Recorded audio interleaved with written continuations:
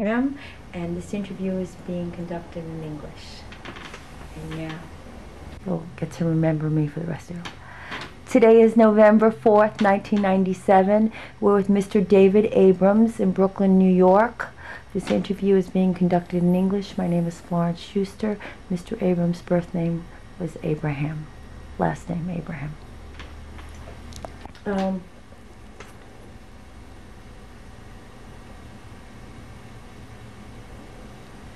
Could you tell me your name, please? David Abrams. And could you spell it? Abrams. And is that your name you were born with? No, I was born Abraham, Abraham. And where were you born? In DEJ-Romania. And when is your birthday? December 8, 1928. And how old does that make you now? 68, going on 69 soon. Okay. May I make a brief statement at this time? I asked to make a brief statement at this time because I wanted to express in my own words what I'm about to do and the reason why I'm doing it. I was only a 15-year-old boy when the Nazis put me on a freight train with my family and over 1,000 other human beings, men, women, children, babies still in their mother's arms. And they shipped us off to Auschwitz to be disposed of as we were nothing more than some contaminated waste. By the grace of God and many fateful events that I'm going to speak about in detail during my testimony, I managed to survive the most brutal, the most cruel, the most inhumane treatment of human beings in the history of our planet. But I paid a very high and bitter price because over 90% of my family, my mother, my 3 little brothers, ages 13, 12, and 11. The 13-year-old was bar mitzvah in the ghetto. My grandparents, both my paternal and maternal. My uncles, my aunts, my first cousins, second cousins. Over 100 innocent, beautiful human beings, men, women, and children, who never hurt anyone in their lives, were brutally murdered in cold blood by the Nazis during the Holocaust. Ad Hashem Yikom Damam, may God avenge the blood. Amen. Today I'm going to participate in a program by the survivors of the Shoah Visual History Foundation, created by the film director Steven Spielberg, to get as many survivors together as they can to testify about their experiences in the Holocaust. Today, for the first time in over 50 years, I'll be speaking up. I'll be crying out for the whole world to hear and to know what the Nazis did to me and what I saw them do to others during the Holocaust. Oh, I tried to speak about my experiences before, but as soon as I got into details, it felt like I was going through the experience all over again, and I just couldn't go on. And who can blame me for that? But today, I have no choice. Today, I must, because time is running out. As the years go by, the number of us survivors still surviving and around are getting fewer and fewer. In a few more years, we may become an endangered species. While the anti-Semites, the revisionists, will try to tell us there was no Holocaust. At worst, there was some camps that the Jews set out the war. Sure, people died there, but people died everywhere. They died in England. They died in France. Millions died in Russia. So sure, some people died in concentration camps. But all the stories that you hear as exaggerations, nothing but Zionist propaganda to gain favor in the eyes of the world. Their numbers are growing yearly, and the voices are getting louder and louder. All you have to do is browse on the internet, and you'll see what I mean. 30 years from now, who of us is going to be around to stand up to these animals and tell them, no, there was a Holocaust. I was there, I survived, and I'm here now to testify about it? Probably no one, because I'm one of the youngest survivors, and I'll be 70 next year, God willing. But thanks to the Shoah Foundation, our voices, our faces, our stories will be recorded on tape forever. So 100 years from now, 200 years from now, I'll be there to tell the world that yes, there was a Holocaust. And the stories that we hear, nothing is exaggerated. On the contrary, the true story cannot even be told because some of it is too cruel and too painful. Those pictures that you saw on the end of the war that the soldiers, everybody took of the thousands of dead bodies that had a resemblance of human beings, plus thousands more who looked just the same. The only difference that they were still breathing and still had life in them. That's the only pictures they took. But how they got there, nobody has pictures. But I have the pictures in here. And today, thanks to what we're doing today, I'll share it with the whole world for generations to come. That we should always be vigilant. Zachor, always remember what happened. Never be complacent to say that it cannot happen here, because that's what he said in Germany. The only protection is by remembering what happened. But Al Tishkach, and never forget. Thank you very much.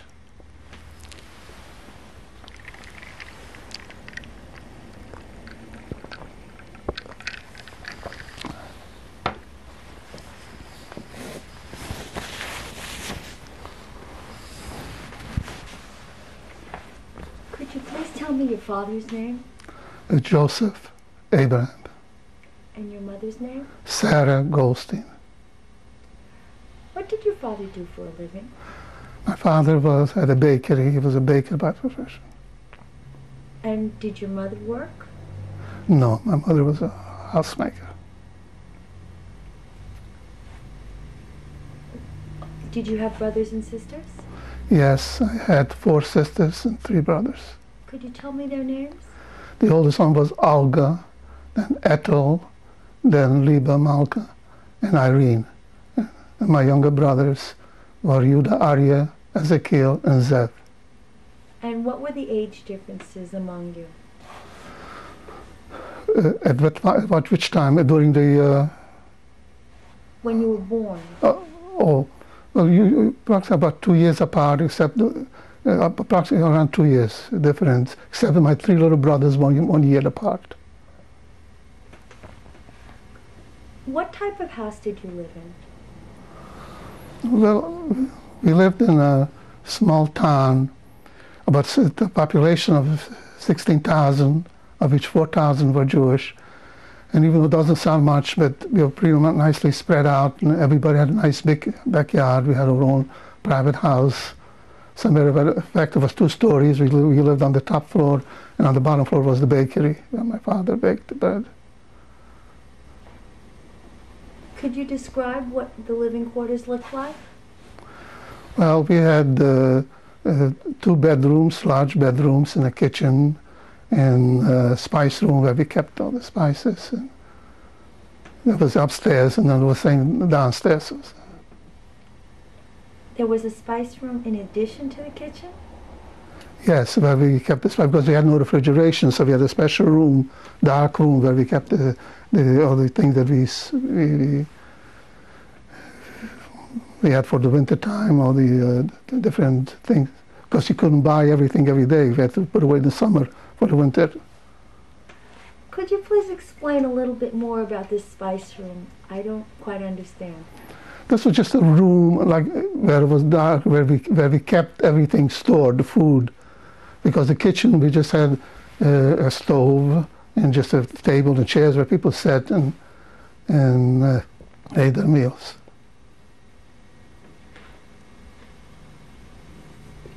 Do you remember how you used to sit at the table when you ate your meals? Well, I do. Well, everybody had their own place, you know, we said. Where was your place? I was sitting next to my father because I was the oldest son. And my mother sat on the other side of my father, and then the girls on one side and the boys on the other side. What types of things did you talk about at dinner time? Well, usually we were a very religious family, and our whole life revolved around the tradition. As a matter of fact, we started on Tuesday. my mother, to prepare for the Sabbath, because Tuesday was market day. We went to shop for different foods. On Wednesday we cleaned our clothes. On Thursday we cleaned the house. We went on all fours to scrub the wooden floors.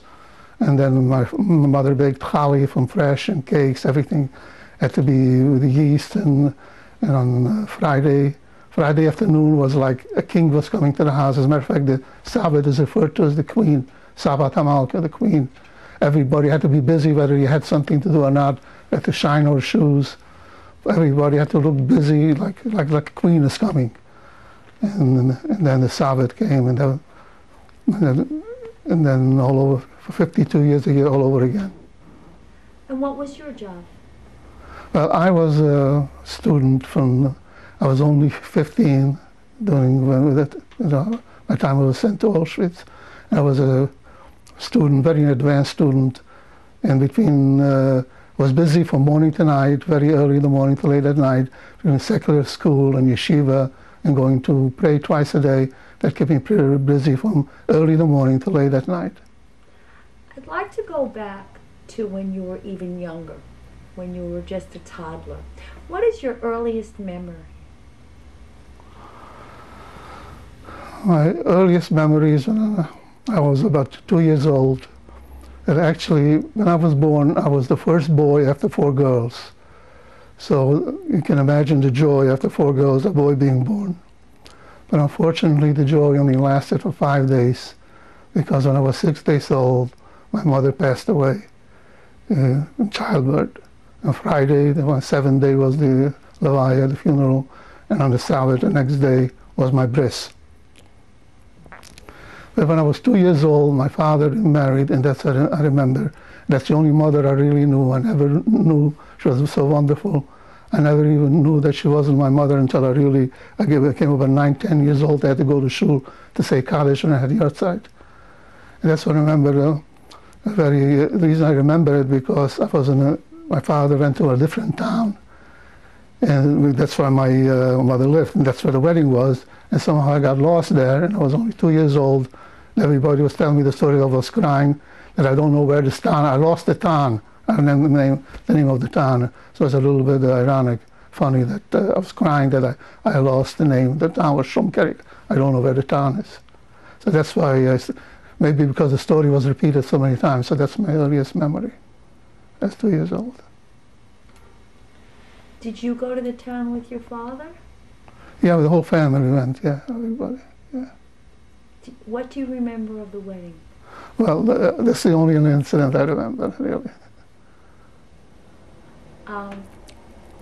When you were very little and your family was preparing for Shabbos, did you have a job? Oh, yeah. Everybody had a job. We had to clean up. We had to shine our shoes, get our clothes ready, and get cleaned up. And everybody was very, very...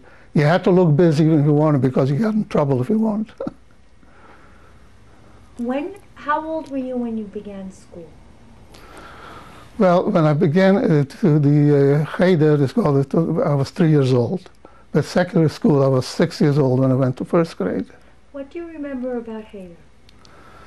Well, I remember every little detail. I was taught the olive base, and I even remember my rabbi and the students that were with me. I was blessed with a very good memory. I remember a lot, and very, very pleasant memories. Because our lives were totally revolved around our beautiful traditions. Like when we prepared for even just 52 times a week, preparing for the Sabbath would have been enough. When it came to the high holidays, the whole month of Elul, we were busy every day. We were getting ready with the fear of the days of awe that are coming. And then the high holidays rest for a month. No sooner were the high holidays over, 2 months later it's Hanukkah. But we prepared for, we had in town the shochet, who was a music writer, and he prepared a chorus of all the boys that knew how to sing, to prepare Hanero Saloli and Moa Stewart, new songs every year. That we used to go to the rabbi of the town when he lit the candles to sing. So for 2 months till Hanukkah, we were preparing for the songs to sing in the choir.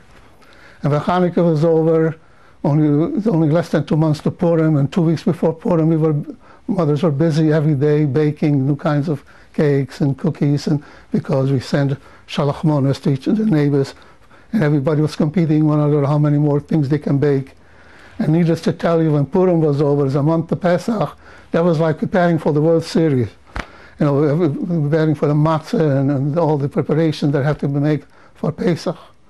And Pesach lasted 8 days, and the second day of Pesach, we already start counting 49 days, 7 weeks for Shavuos. That's the celebration of the giving of the Torah. And right after that, not too long, all over again, Rosh Hashanah. So you see, you don't have to be rich. Richness buys you comfort and luxuries, but can't buy you happiness.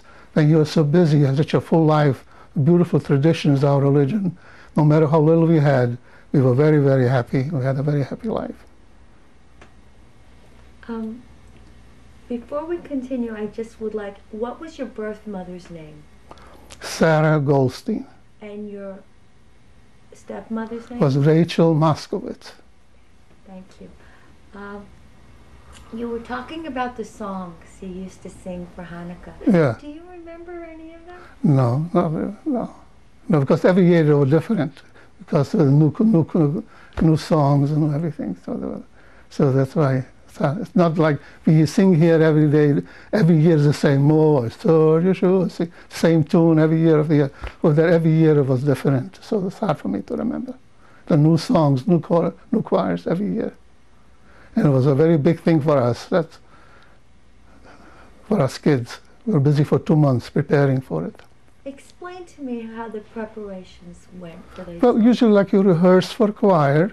They used to teach us the notes and go over and over and rehearse in harmony, and it's no different than a choir is prepared for a concert here. That was our concert, yearly concert, the Hanukkah concert.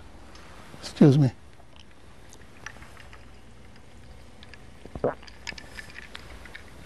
Who would attend these concerts?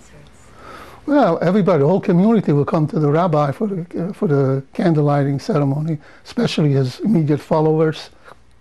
And we light the Hanukkah candles, and right after the candles, we put on it's like a performance. It was like the Who was your rabbi? Well, I had many rabbis, but the one that when I was in the yeshiva already, his name was Elisha Horowitz. He was with me in the concentration camp. Unfortunately, I saw him pass away there.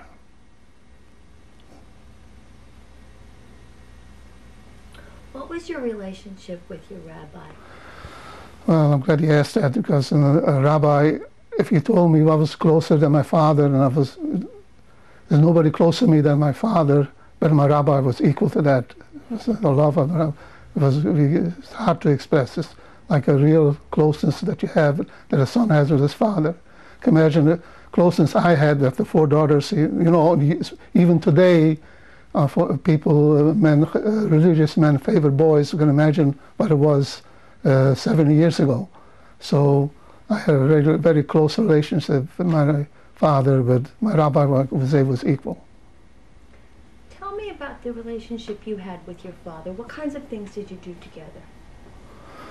Well, since I explained that we're so involved, our total lives are totally involved around our tradition and religion, mostly is study. As a matter of fact, I woke up one morning, it was in the middle of the night, he was standing over me, and I got startled, and I said, well, what's happening? What's the matter? I was standing over you and listening. You recited a whole page of the Talmud, and I was here, sitting here, listening to you.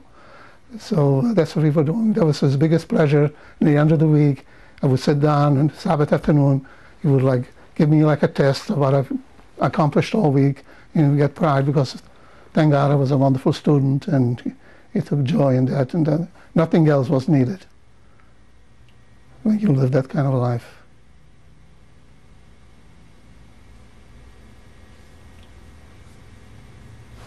What was your relationship like with your sisters? Sisters, I had a very wonderful relationship. They were really very wonderful.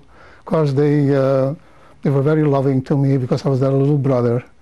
Especially the one who was closest to me was 2.5 years older, Irene, who passed away. She always took me everywhere with her, wherever she went. and she was like a little mother and watched over me, and so did the others.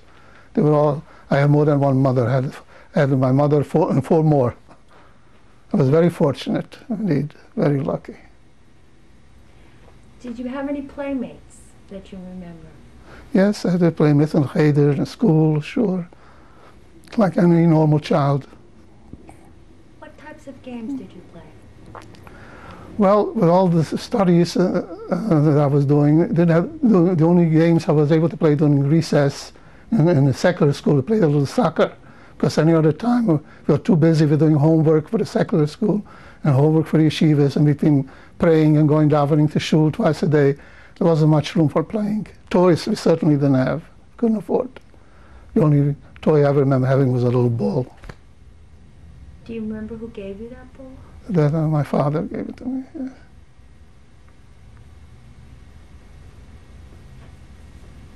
Could you describe what secular school was like? Well, it was very nice for me because even the secular school was was organized by the Jewish community, and it was only for Jewish boys. And the reason we had that because we shouldn't have to go to the regular schools because we had to stay in school without the yarmulke, and sometimes we had to even go once in a while on the Sabbath for certain programs. This way we were able to observe our tradition. So there was a little financial burden on the community, but we had it. We had a special school just for boys. The girls, they went to regular school with the Gentiles, but the Jewish boys were separately taught by Gentile teachers, all the studies that everybody else learned, except that we were on our own school. As a matter of fact, it was called Scuola Israelita, the Jewish school. How did you attend school, and what garb? What clothing? Well, my regular school, we didn't need no special clothing. Whatever I wore for the yeshiva, I wore in the morning I went to secular, in the afternoon to the yeshiva, the same clothes. We couldn't afford too many clothes to change, except for the Sabbath. We had special clothes to change for the holidays. Did you wear a skull cap, a kippah? Certainly that, yes. Did you have payas? Yes, I had payas because my father was modern. We were really very modern. We wore modern clothes. But what he did, he sent me to yeshivas, very, very, very religious. You know, you can compare him even higher than Williamsburg or Borough Park that's known here in Brooklyn. I once asked him if we are really modern, why did he send me to a religious school? He says, well, I figured if you let go of what you're learning, if I send you to a modern school and you let go, you'll have nothing left. But if I send you to a very religious school and you let go, you still have something left. As a result, because I was there, I had very long curls, you know, curl payas all the way to the shoulder length. Did everyone else? Everyone in my school, yes. What was your relationship with your Gentile teachers? Well, I had a very good relationship because I was a good student. But if you're not, it got really rough, you know. If you didn't know answers, you got, you know, beat up. You know. I don't understand. No, if you didn't know an answer, the teachers used to punish you. The rulers used to have to hold down your hands, they hit you over the hands. But I was very fortunate. I was a good student, so I was always top of the class, so I never had to be disciplined. I had a good... I'm sorry, did you see other children? Oh, certainly. If you called down to an answer and you didn't know the answer, depending if the first time you got one, the second time you got two or three, it got worse as time went on if you didn't know your answers when you were called upon to give an answer. That was common practice in the old days, you know. Did you have any relationship with any Gentile children? No, the good one. As a matter of fact, on the way home from school, I had to, they were always pulling on my pace, and they were very anti-Semitic, and I had to like keep my eyes open all around to make sure that I got home safely every day. Please describe these incidents. Well, these towns in Europe were very anti-Semitic, all over Eastern Europe, Poland, and there was no interrelationship between them. Tell me what personally happened to you. Well, if I couldn't run fast enough, I got beat up a few times, and many times pulled, at best, just pulled by the pace a little bit, and a little bit painful. But I had to make sure, look around, walked as much as I could. When I saw adults walking in the street, I used to walk next to them to make them think that I belonged to them, and this way I felt safe because I was all by myself. I happened to live, our street was not where most of the Jewish people lived. Most of them didn't have this problem because they lived in all Jewish neighborhoods. But I lived about a mile away, and I had this little problem. I had to go through Gentile neighborhoods. So I had to be wise, streetwise, and I survived. I survived worse than that. Did you walk alone all the time? Yes, because I was the only child from that street going to the yeshivas. Everybody else lived in the street where all the Jewish people lived together. Do you remember the birth of your younger brothers? I certainly do. I certainly do, because I was only 3 years old when my first, maybe a little older, when my first one was born. I remember my sister, Olga, the oldest one, was 11 years older. I remember to just pick me up in her arm and take me to my mother's bed with the baby and show me the new baby. I'll never forget that. That's why my older sister Olga, I still refer to her as not only my sister, as my mother. She always carried me around all over.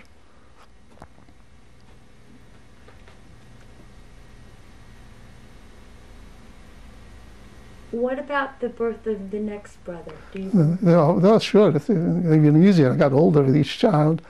I remember very clearly because when a boy is born in Europe, every night little boys come and say the prayer, the Shema, for the health of the mother and the new child, and they give them candies. And I remember even after the first one, I was still only 3 years old. I was hiding from them because I was, a lot of strangers marching into my house, and I was like startled. And this was repeated with each child. And with the second and third, it got easier. Who were the people that came to visit? These are boys from the class, young kids, 8, 9, 10 years old. They came. It was an opportunity for them to get a little candy every night. And they said the Shema prayer for the new baby. It's a custom still now in Borough Park in Williamsburg. They still maintain that custom. That when a boy is born, other boys come to the house to say the prayers. Do you know this prayer? Yeah, Shema Yisrael, the prayer that we say twice a day in the prayer and before we go to bed. Could you say it for me? Well, Shema Yisrael, Hashem Elokeinu, Hashem Echad. Hear, O Israel, God, our God, is a single God.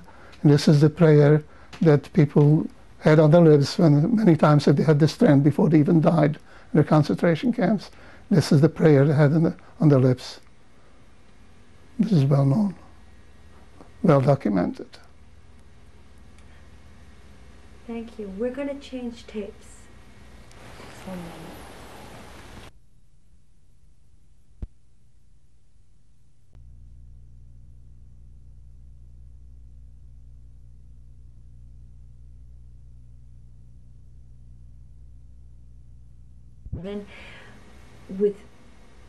With Mr. David Abrams in Brooklyn, New York. Mr. Abrams, do you remember as a child ever getting sick? Yes, but not seriously sick. As a matter of fact, especially in the wintertime, when I got sick, to me it was like a holiday because I got to stay home. No, I meant to say, I confused with something else. When I was going to say when we had to fix our shoes. When someone was on our shoes, I'd go to the shoemaker to fix it. We only owned one pair of shoes. So we stayed home. It was a holiday. We stayed home for the day while our shoes are fixed. So that's what I was confused with that when I said sorry about the confusion. No, that's wonderful. How often did that happen? Well, about twice a year. We only owned one pair of shoes, yes. We were looking forward for shoes to be fixed so I can stay home from school for the day.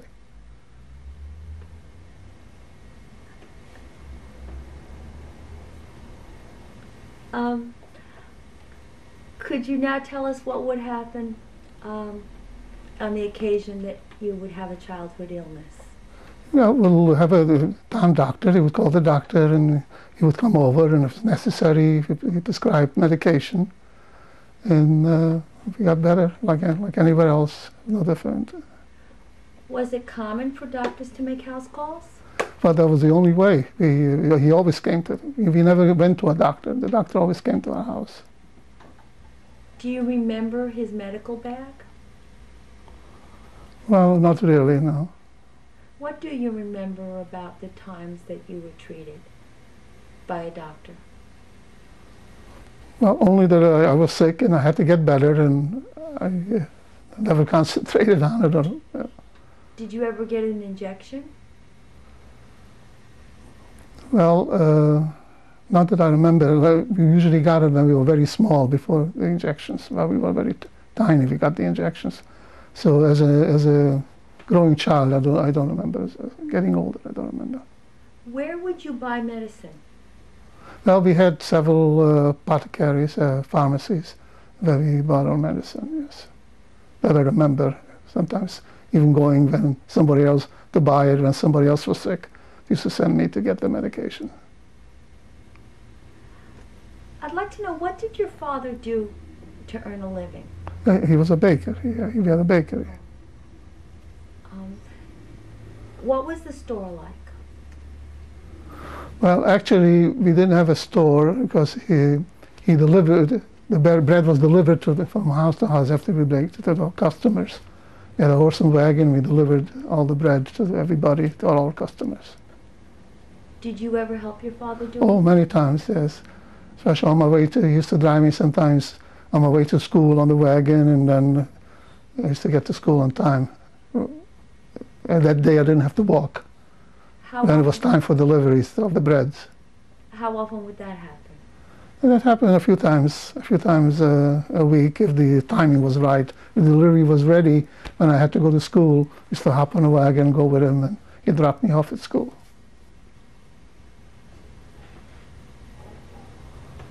Did anybody in your family ever have to go to a hospital? No, I don't, not that I remember, no. Do you remember going to visit relatives? Yes, that's right. Every Sabbath, I had an aunt and an uncle, my father's sister, and they had 5 children. And we went to visit them every Shabbos afternoon.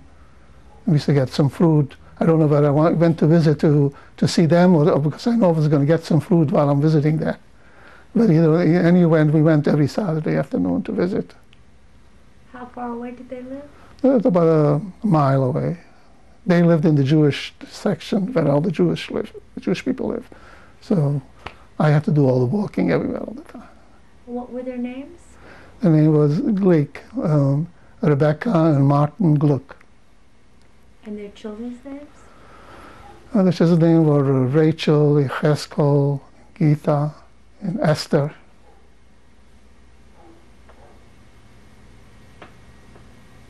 Were there any other incidents of anti-Semitism that you experienced as a child growing up? Other than the incidents you told me about going to and from school? Yes, a very serious one. But that came already when things started to get bad in around 1942, 1943. There was a holiday, a national holiday. We didn't put out the flag fast enough, and so a couple of people came burst in and beat up my father pretty badly for not putting on the flag. That's the only thing that I'll never leave my mind. Could you describe that? What happened? They just came in and asked why the flag isn't put out. It's a holiday. So my father had just gotten home from the synagogue, and he was about to do it, but they didn't give him a chance. They just started beating up at him. Who? These 2 men, 2 anti-Semites from the street who just passed by our house. But this was already the time they were getting bad, when all the restrictions for Jewish people started and everything. Could you please tell me about that, when this first started, when things started to change? Well, in 1941, I was, like I mentioned before, when I was born, this area was under Romanian control. In 1941, Hitler gave half of this area to Hungary, and they came over and took my town over. As a matter of fact, that's how we wound up on Auschwitz, because the Hungarians turned over the Jews to the Germans, while the Romanians did not.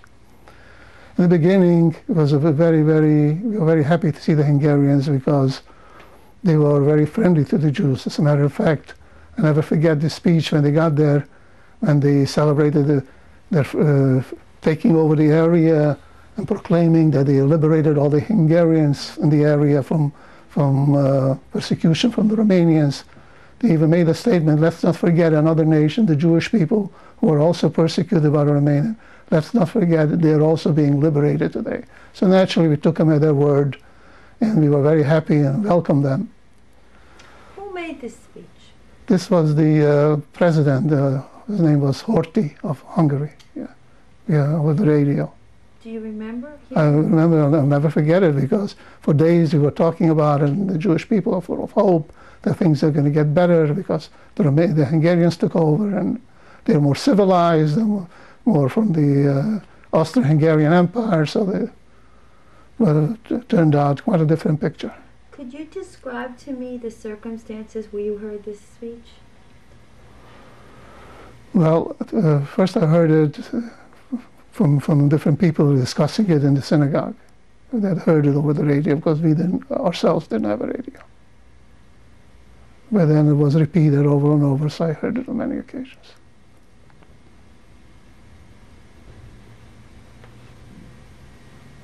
Please continue telling me what it was like when the Hungarians came in. Do you remember, did they march into your town? Yeah, the soldiers marched in, we welcomed them. It was very, a lot of festivities going on, and everybody seemed to be very happy and joyous, and it was like a new beginning. So. And then what happened?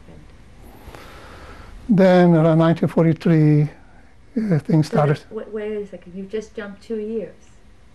Well, this continued. We had like pretty peaceful, pretty nice for about a year or two.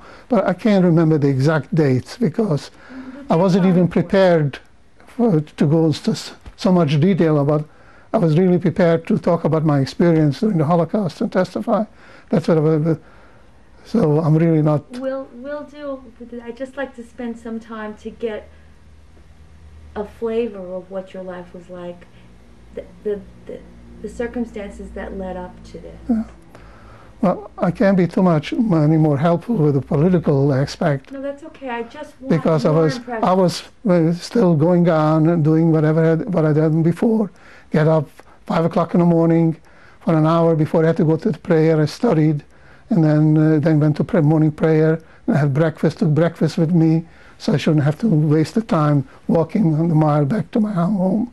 Then went to secular school, and then after secular school came home for lunch. That was our main meal, was lunchtime. Then I went back to the yeshiva till 8, 9 night, late at night. And that was my daily routine until I was taken out of my house to take into the ghetto. Do you ever have summer vacations?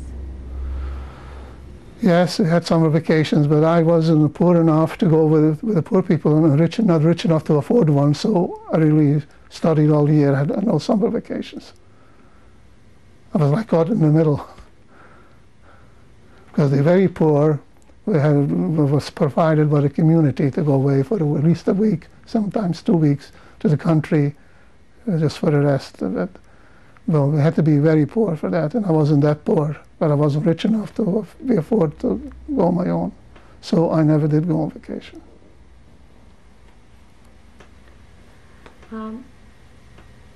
When did restrictions start for the Jewish people?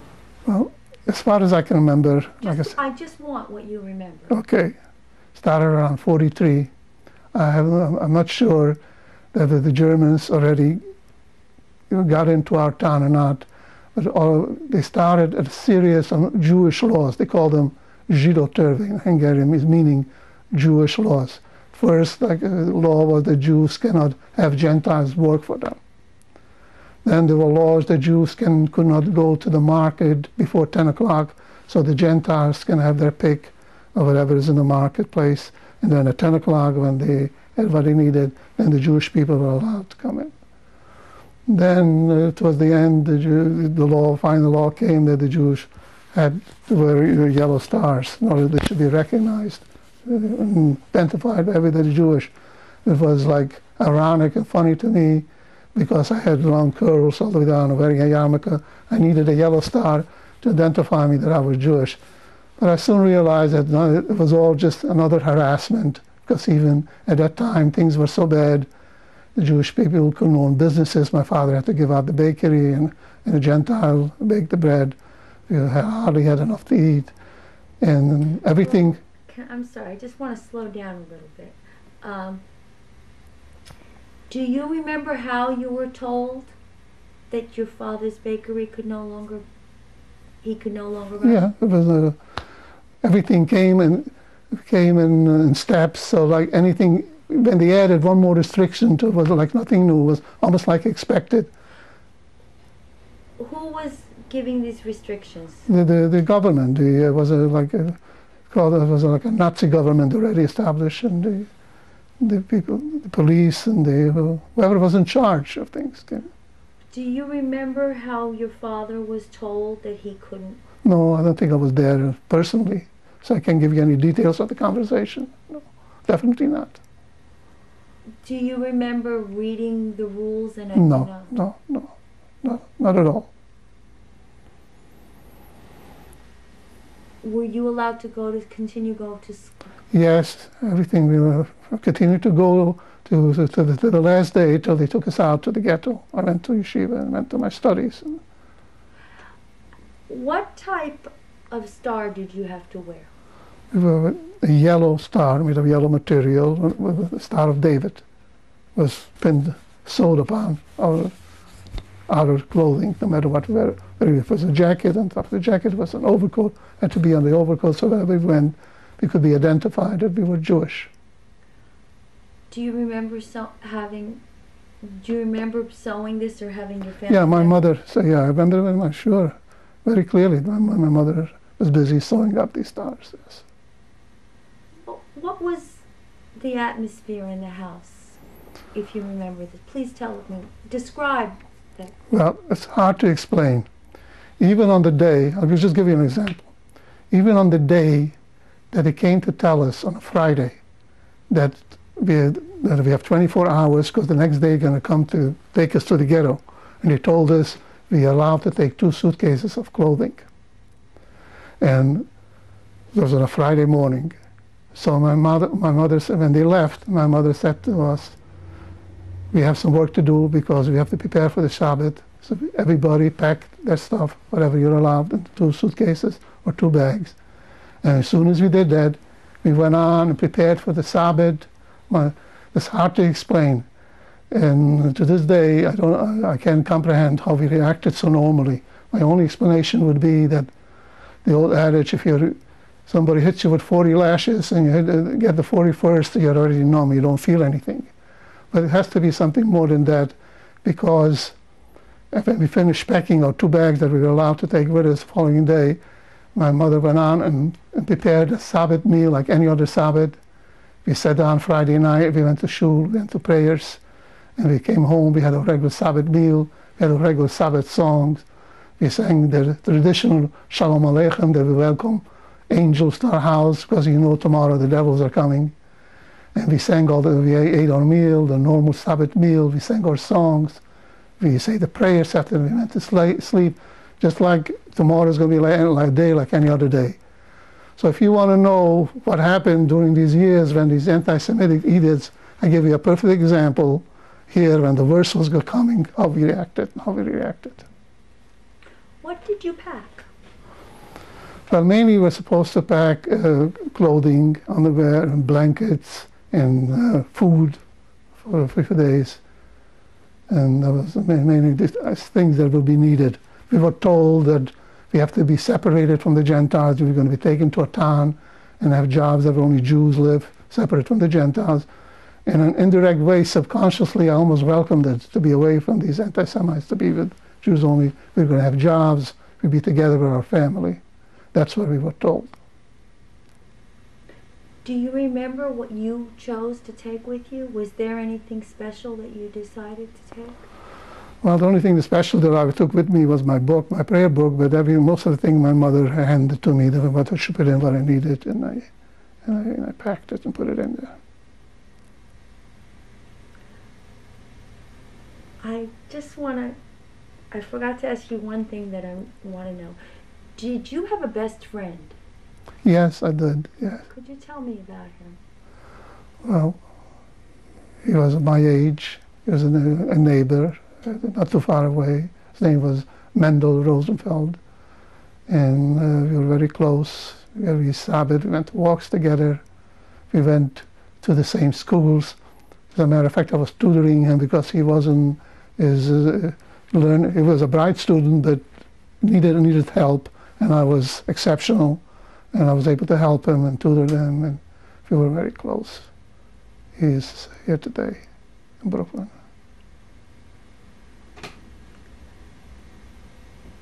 Do you remember any special times that you spent together Yes. as children? Well, we spent all our time together in the shivas and the schools. We went to secondary school together. But mostly leisure time we only had was Saturday afternoon walks after lunch until it was time to go for prayers. That's the only leisure time we really had. Did you have any outside interests besides the Torah as a child? No.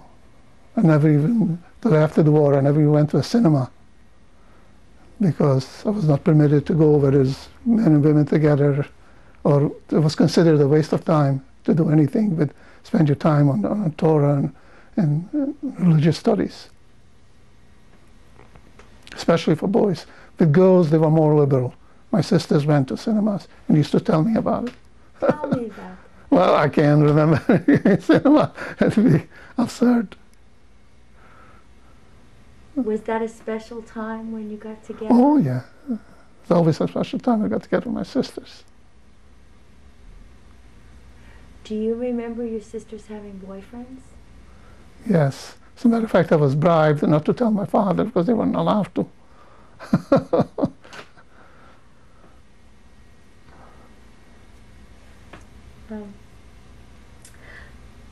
Please continue telling me about the anti-Semitism and the restrictions that you were subjected to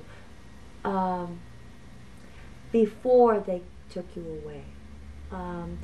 You mentioned that you weren't allowed to hire Gentiles. Was there anything else that you were aware of?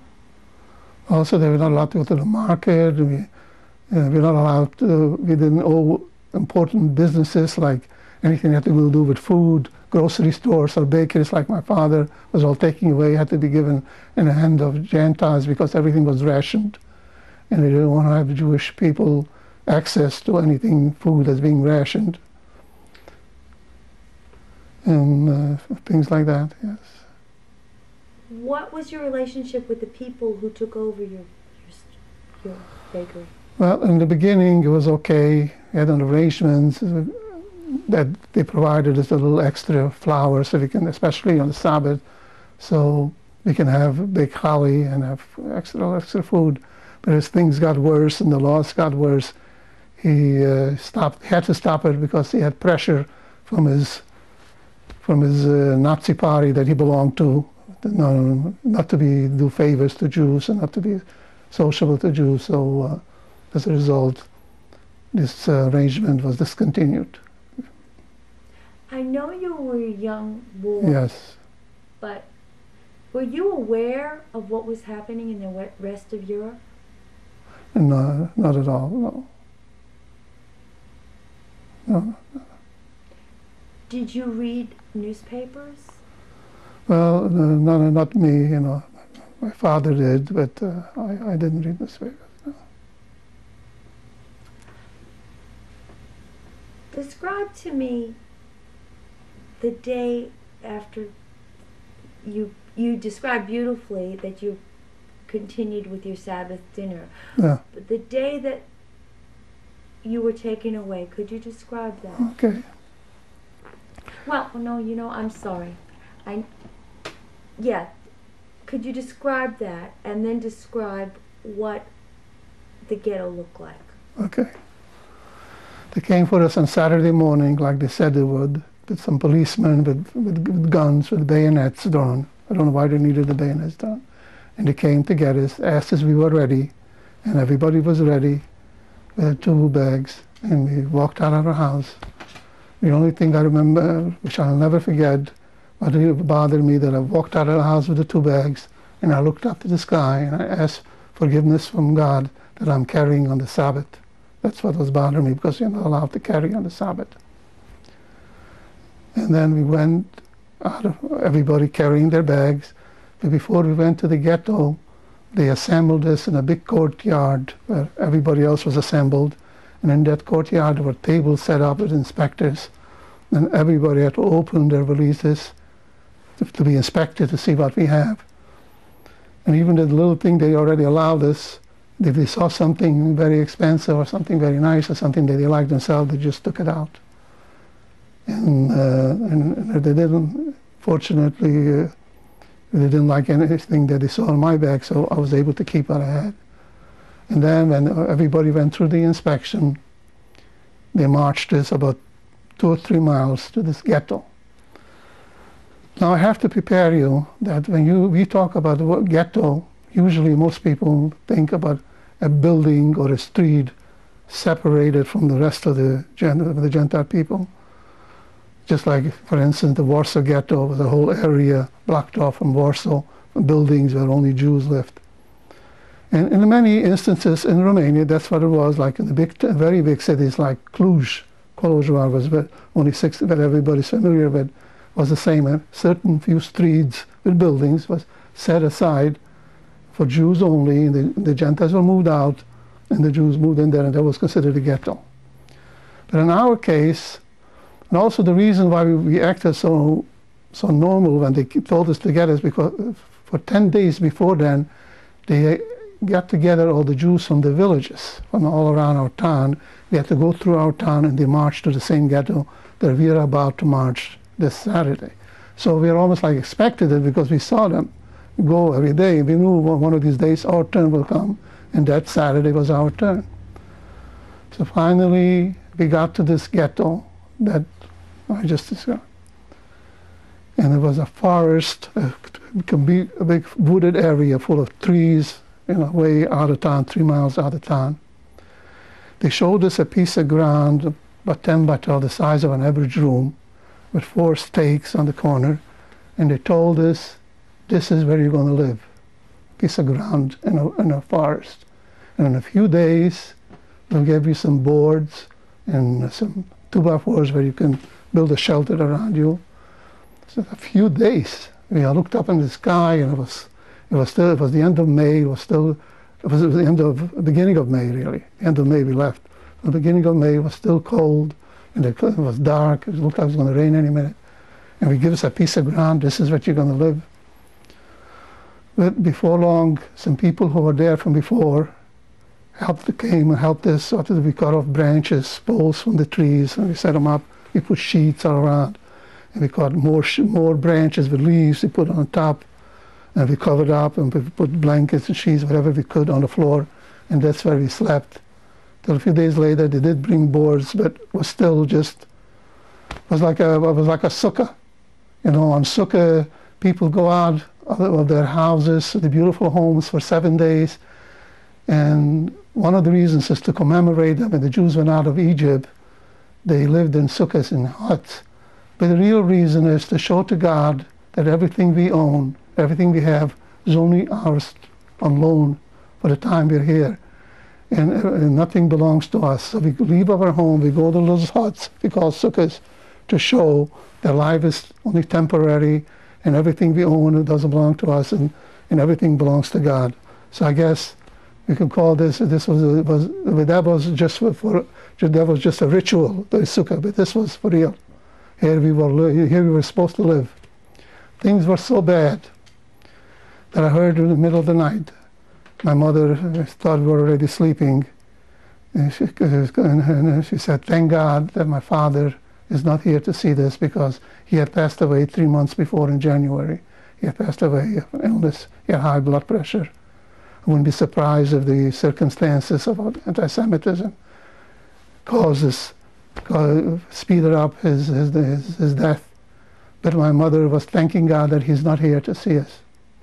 It was so bad that the first night I got into Auschwitz, not knowing what Auschwitz is all about, all I know is I got to a place where I was told, was separated from my family.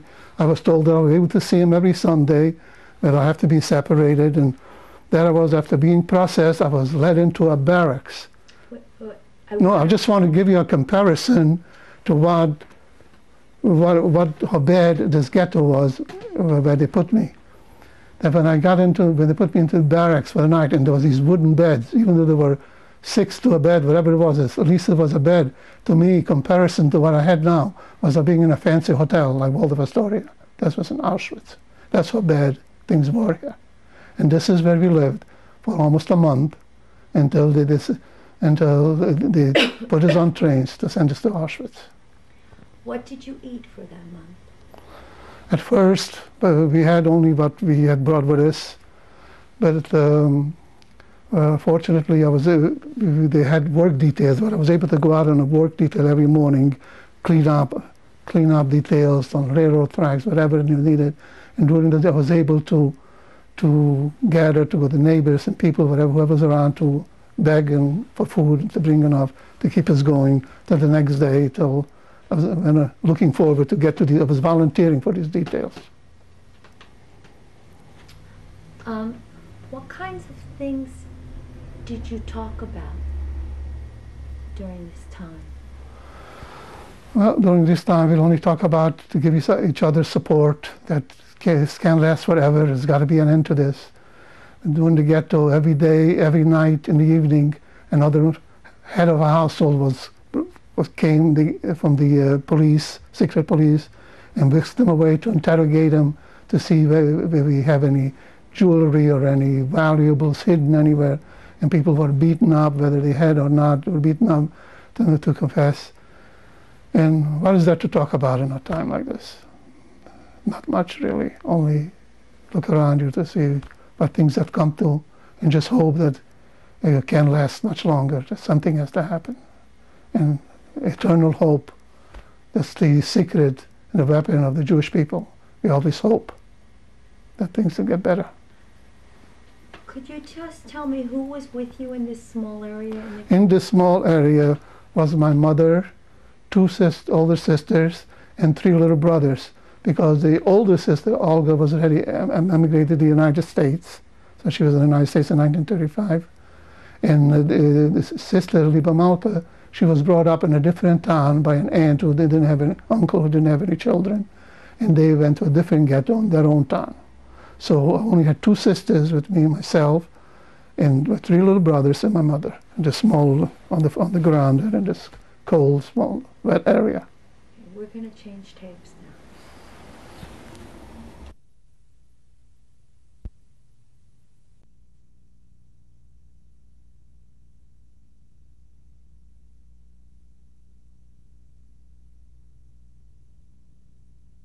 Fourth, 1997, with Mr. David Abrams in Brooklyn, New York. Mr. Abrams, before we continue, I'd like to go back several months to the death of your father. How did you react to this very sudden? Well, the death of my father was very, very, very traumatic to me. I never remember getting so much, being as much pain, because I was very close to him. And only 6 months before, I had a very close friend of mine whose father passed away. And I said to myself then, if this ever happened to me, I don't think I could survive. As a matter of fact, I remember he died in the same month of Kislev, month of Tevet, that my mother passed. My mother passed away on the first day of Tevet, and he died 15 years later, the 15th month of Kislev. And we have a month in the Jewish calendar, Cheshvan, that is called Mar, that was given a nickname Mar Cheshvan, called Bitter Cheshvan, because for some reason it has to do with the destruction of the temple in Jerusalem. I remember walking, when they walking me to the Levaya, to the funeral of my father. I wanted to give the same name to Tevis. It's called Mar Tevis, the bitter Tevis, because that's the month I lost both my mother and my father. It was a very, very bitter blow to me.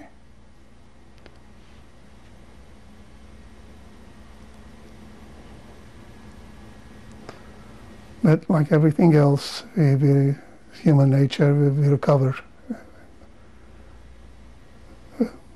Some people do and some don't. I guess I was a lucky one.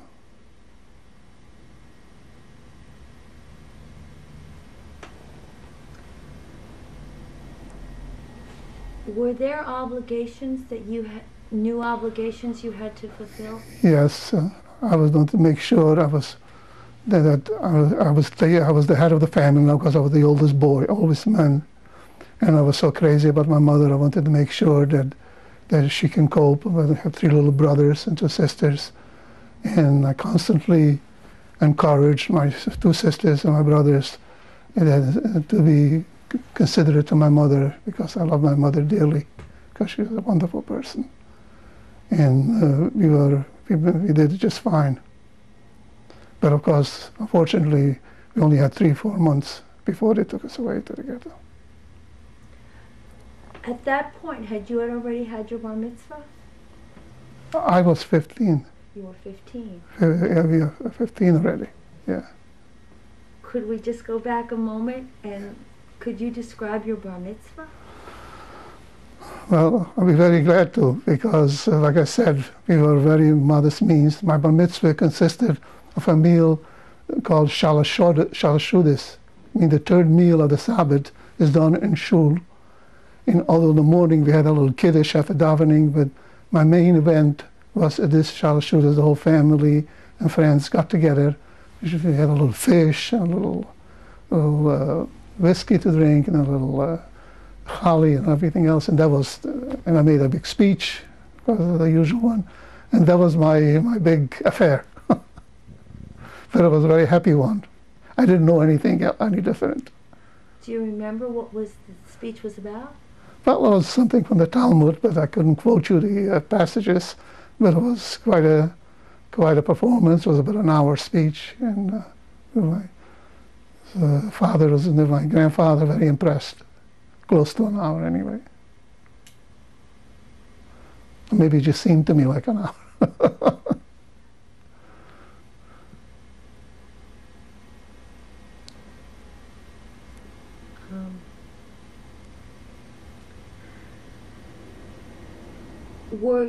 When your father died, were you the only son that was bar mitzvah?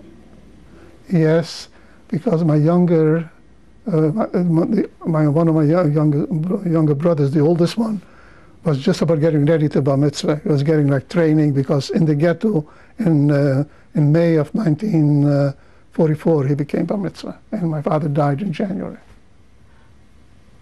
Could you describe your brother's bar mitzvah? There's nothing to describe. The only thing that he was bar mitzvah that he put on film that day. We had film prepared for him, because during the training we bought film for him before we got into the ghetto. A month before he starts training to put on the film, the phylacteries. And that's all. That was the sole bar mitzvah that he put on film. No celebration, nothing. No extra food, no nothing, unfortunately.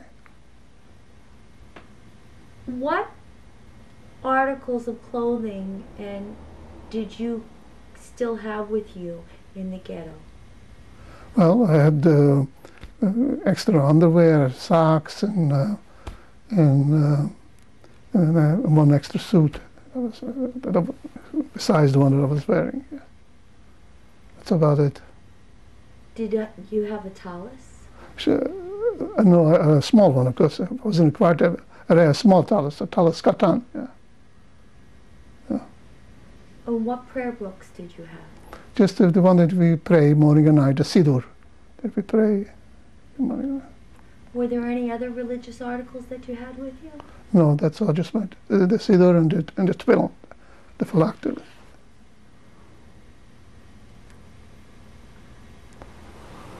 Was there any special way that you were able to celebrate the Sabbath in the ghetto?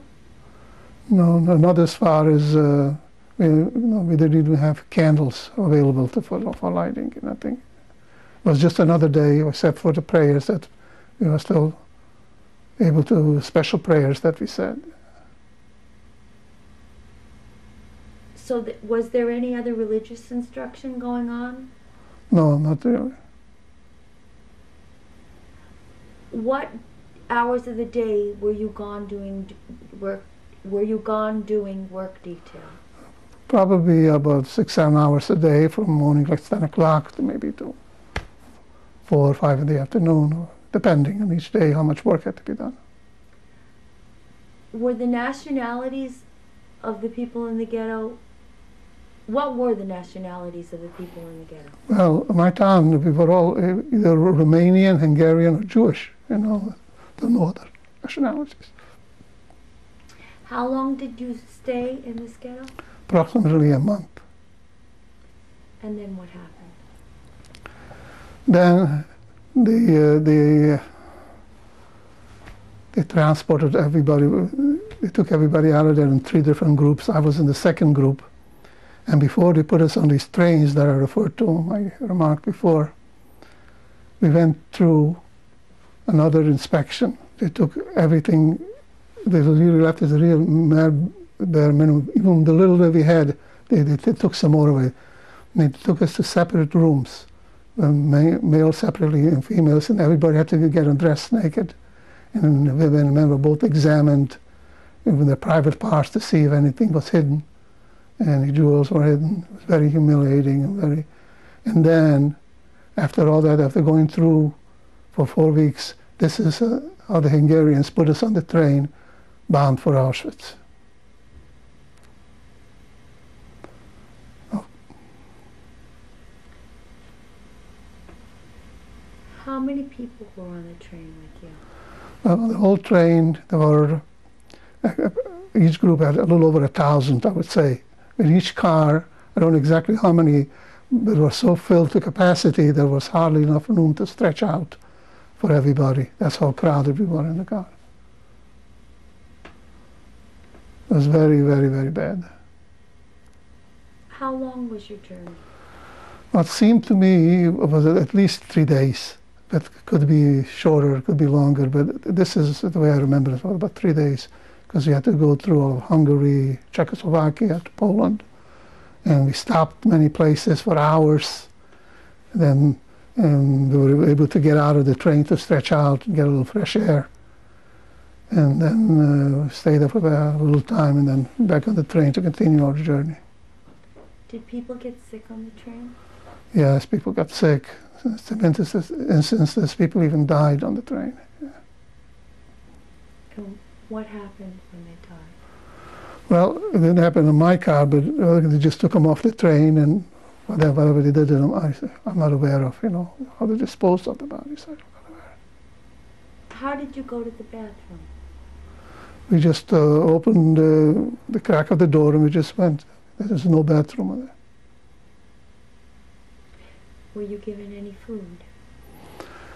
No, only what we had. No, I don't remember if they gave us or the community or whatever. When they loaded something, they gave us some, but not during the 3-day journey. Whatever we had, whatever we were given, was supposed to last us for the journey. Remember, I think we got a loaf of bread for the trip. Yeah. And a little water. And that was it. Where did you believe you were going? Well, they told us they're taking us to a different town, away from the Gentiles, where we're going to be together with the family and have jobs, When did you arrive? Where did you arrive? Well, we arrived at what's known now as Auschwitz, where we immediately separated, What time of day was it? It was towards evening. Yeah, late in the afternoon we got to Auschwitz. And the workers came up and rushed us off the train, not giving us any chance to take anything with us. And we went through the procedure to be lined up. Describe what you saw when you came off the train. Well, we were all told to line up in files. and there was an SS in front of us who were separating us. Some people thought to go to the right, and some thought to go to his left. The one people that go to his right were usually the women and children and old people. Because, as a matter of fact, I was next to my grandfather and holding hands, and when we came to him, and he told him to motion him to go to his right, to our left, I wanted to tag along with him, and he came, grabbed me, pulled me away. He says, "Du kannst noch arbeiten, you can still work," and put me on the other side, to his left, to our right, to where the younger people went, when who were still supposed to go to labor camps. And then we were told during the separation that we will see each other every Sunday. We just have to be separated for work detail purposes. From the old people and the young people and the children have to be separated for work detail, but we'll be able to see each other every Sunday.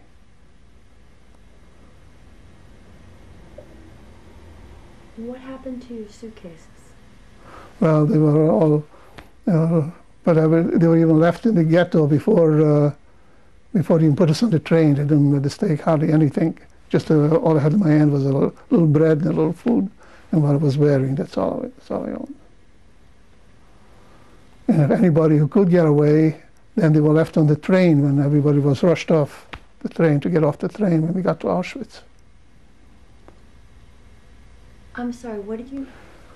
Everybody was rushed off the trains when we got to Auschwitz, and nobody was even allowed to take anything with them.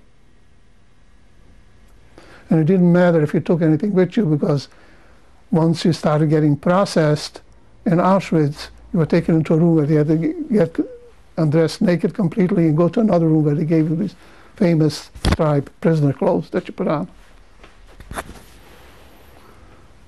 You were separated from your grandfather. What happened then?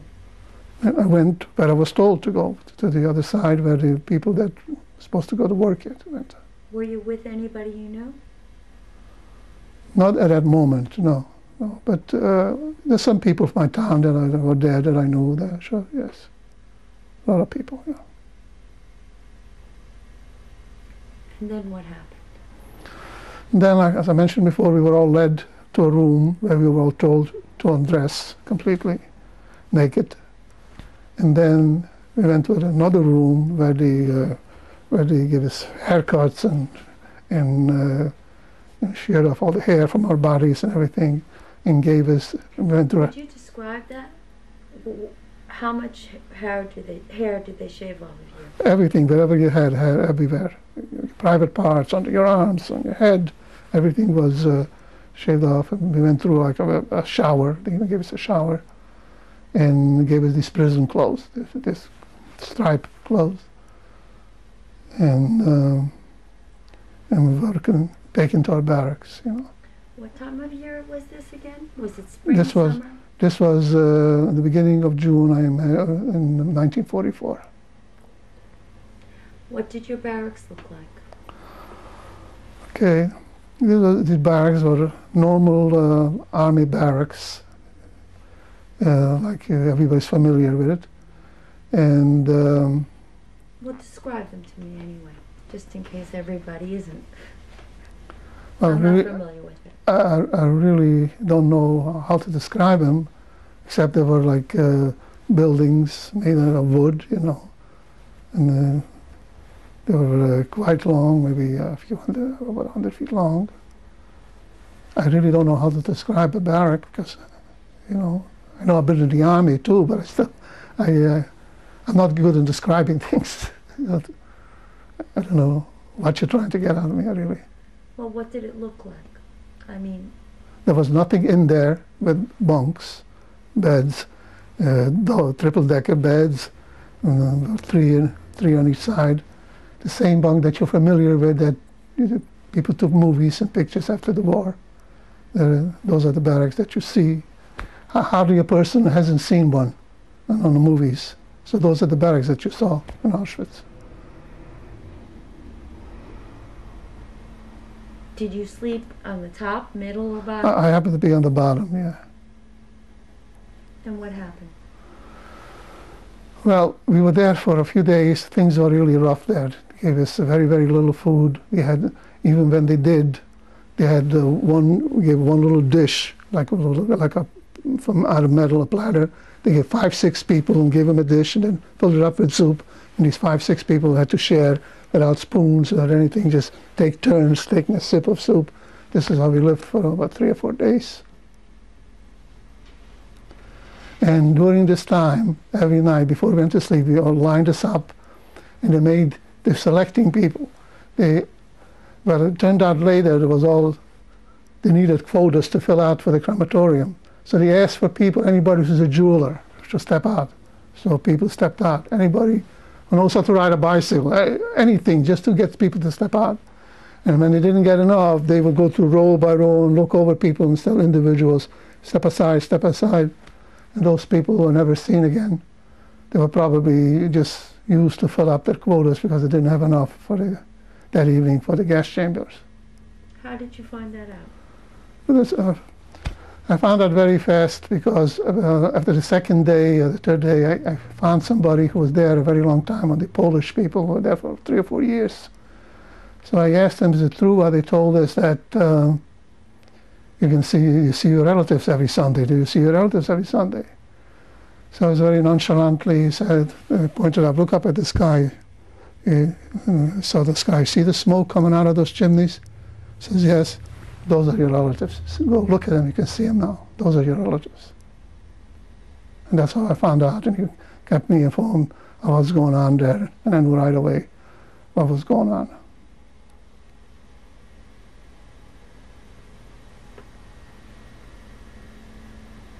At first, I didn't understand what he was talking about, but it took some time before he described them in detail what was going on, that all those people that were sent to the left were all the first night gassed and burned in the crematorium.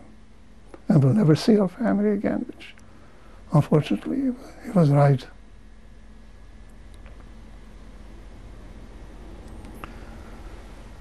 And after 3 or 4 days of this, finally, I was put on a train, shipped to us, and given a certain amount of rations that was supposed to last me for 2 or 3 days. And they put us again on a freight train. But this time, we were only allowed to occupy 1/2 of the train, because the other half was by 2 guards. Each train had 2 German guards with guns and bayonets drawn. They occupied 1/2 of the freight train, while we were on the other half, filled to capacities, side by side, sitting down. And this is how we were shipped. That's how I got out of Auschwitz and shipped to Mauthausen. What did you see when you arrived in Mauthausen? Well, hundreds and hundreds of more barracks, similar to what I saw in Auschwitz. We got out of the trains, we were lined up again, more processing. We were given some food, but no water. As a matter of fact, I remember being given some bread with some wurst, was very salty. They wouldn't give us water. Their pretense was it was contaminated. And it was a hot day, and everybody was dying of thirst. It was really, we couldn't even eat, we were so thirsty. And we're going through processing. And from there, we sent us to the labor camp, different labor camps, where I eventually wound up spending most of the year till the end of the war. Let's go back to Mauthausen. Where did you sleep in Mauthausen?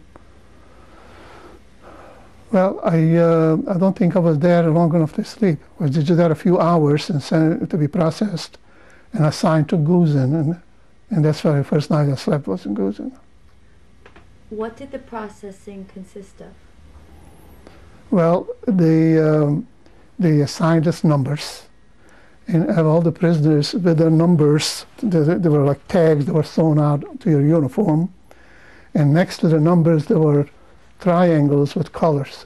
Everybody had different colors. The Jewish people had yellow painted next to their number, and the political prisoners had red painted next to their number, and the criminals and murderers over there, they had green, different colors.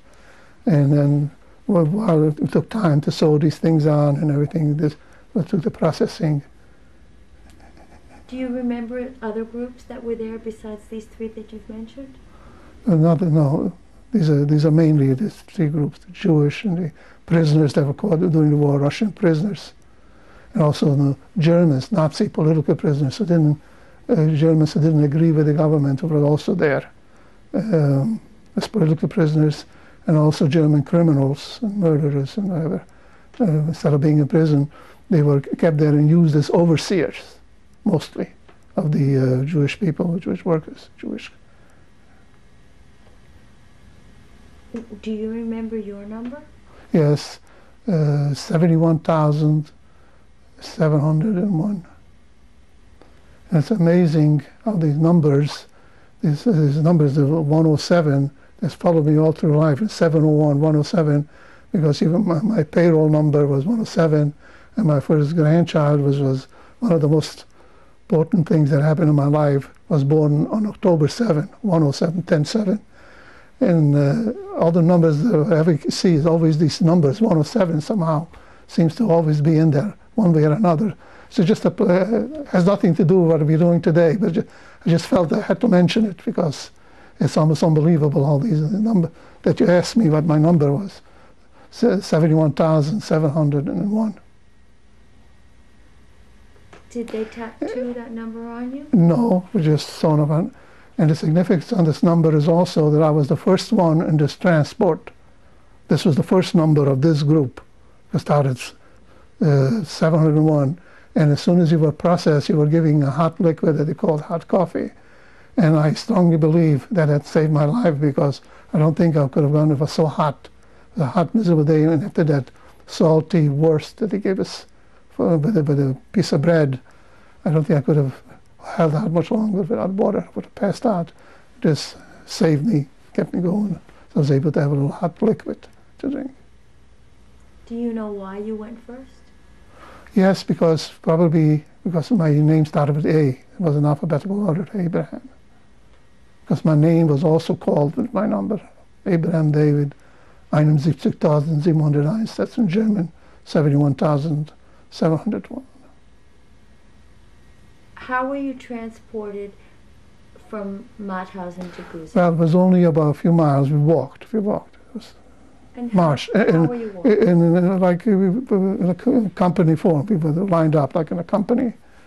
And we just followed the guards on our side, and somebody leading us, and we just followed. And the guards in the back, of course, so nobody should escape. And this is how we marched through the street until we got to our camp. Describe Gusen for me. Well, it's really just another camp with barracks, and they were numbered at that time from 1 to about 9, and the Jewish people were put into number 5. I remember the number. This was only the Jewish people put into that number. And this was very similar to Auschwitz. The beds were, instead of triple-decker, here they were double-decker. And three below and 3 on top. But the way they did it was 2 side by side, and one was facing the other way, between the 2 legs of the other person, instead of 3 side by side. Maybe it was more room that way or whatever. And this is how, this is where we stayed in these barracks for the next year, until a few weeks before the end of the war. And what did you do? Now these, when we got there, we were assigned to different work details. Some of them were like, I was in many of them, quite a few of them, where some of the details were just to torture people, really torture. One I can really think of was called canal bow, meaning to build a canal. And a gypsy was in charge of this, very, very brutal. This was up the hill. The canal was built, very, very steep hill, just outside the camp. And what we had to do was carry rocks from one place to another. And the rocks were so heavy that it was impossible to carry. And this gypsy was so brutal that he used to take people's caps off, and he used to throw it out towards the guard, past the guard, and tell the prisoner to go and get it. The prisoner actually went to get his cap. But when he went to get it, the guard shot him in the back because he passed the limit where as far as he was supposed to go. So the next day, when he tried to do it to somebody else and he didn't want to get his cap, he actually beat him to death right there for not obeying his order to go and get his cap. Fortunately, I was only there for a few days to that detail, but I don't think I could have survived even though it wasn't done to me, but just watching this done to others. So I was sent to a much easier detail, go to a tunnel. But it was the night shift where we dug a tunnel, and my job was to shovel the sand on the belts, carrying it out of the tunnel, and digging deeper and deeper the tunnel. I was there for a while. Then I got luckier, got even to an easier detail where we are also in another place where also we were exploding rocky areas. And they were always carrying rocks for some reason from one place to another. But before we started our work, there was this guy who looked everybody over to assign to different details, even in this one group. When he took the young people, like myself, I was skinny, young 15, took us to lighter detail to just clean up the area from one place to another, go all over just to clean up the dirt and everything. So this was a little bit much easier detail. Had a lot of lucky incidents, fateful events that I can really attribute that I was able to survive, besides just God's will, that God willed me to survive. Were you aware of what these tunnels were being built for? Not really, no. No.